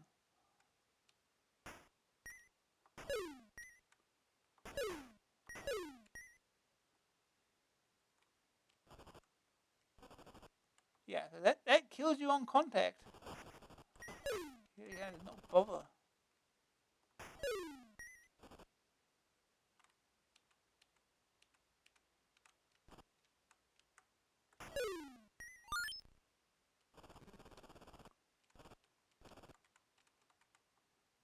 Of course.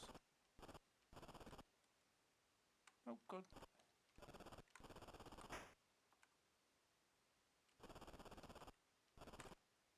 Ah.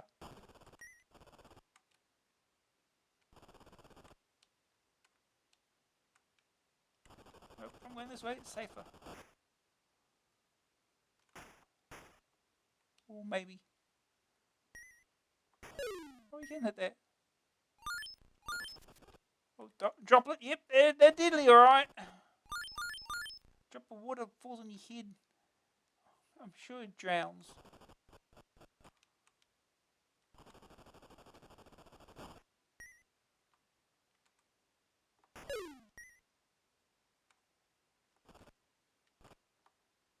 Can you punch the logs? That would be nice. Oh.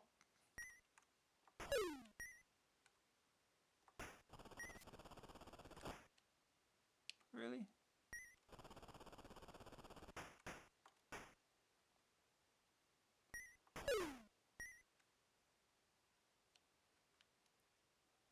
Really? Can't get in that gap?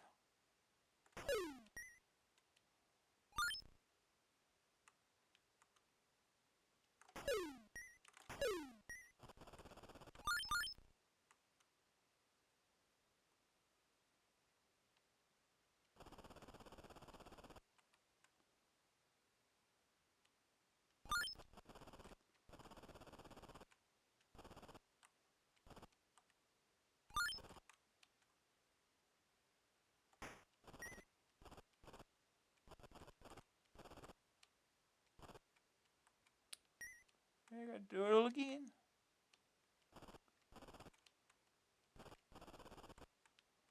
Oh. Get in, because of course it is.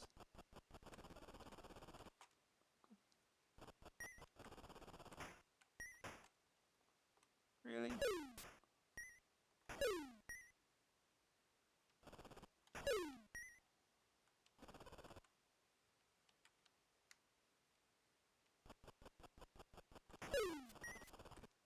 another droplet to kill you.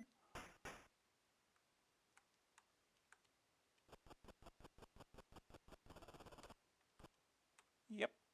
Can't avoid that.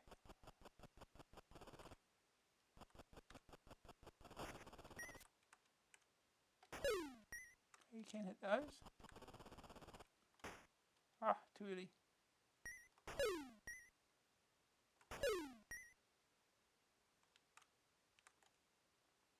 Nope, didn't fall fast enough, huh?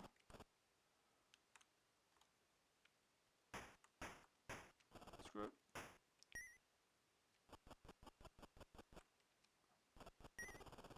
Oh, God.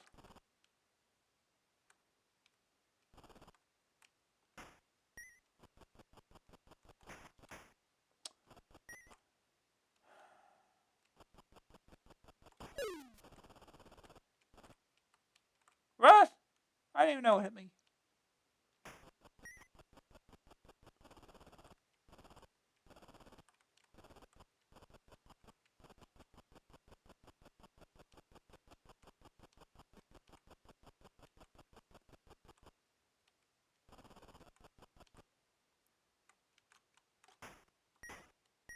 I did it.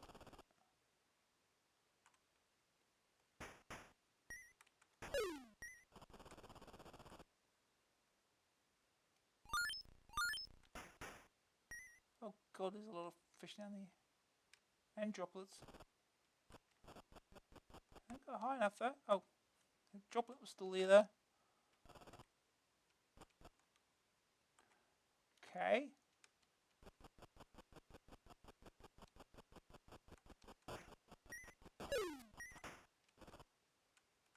Level complete.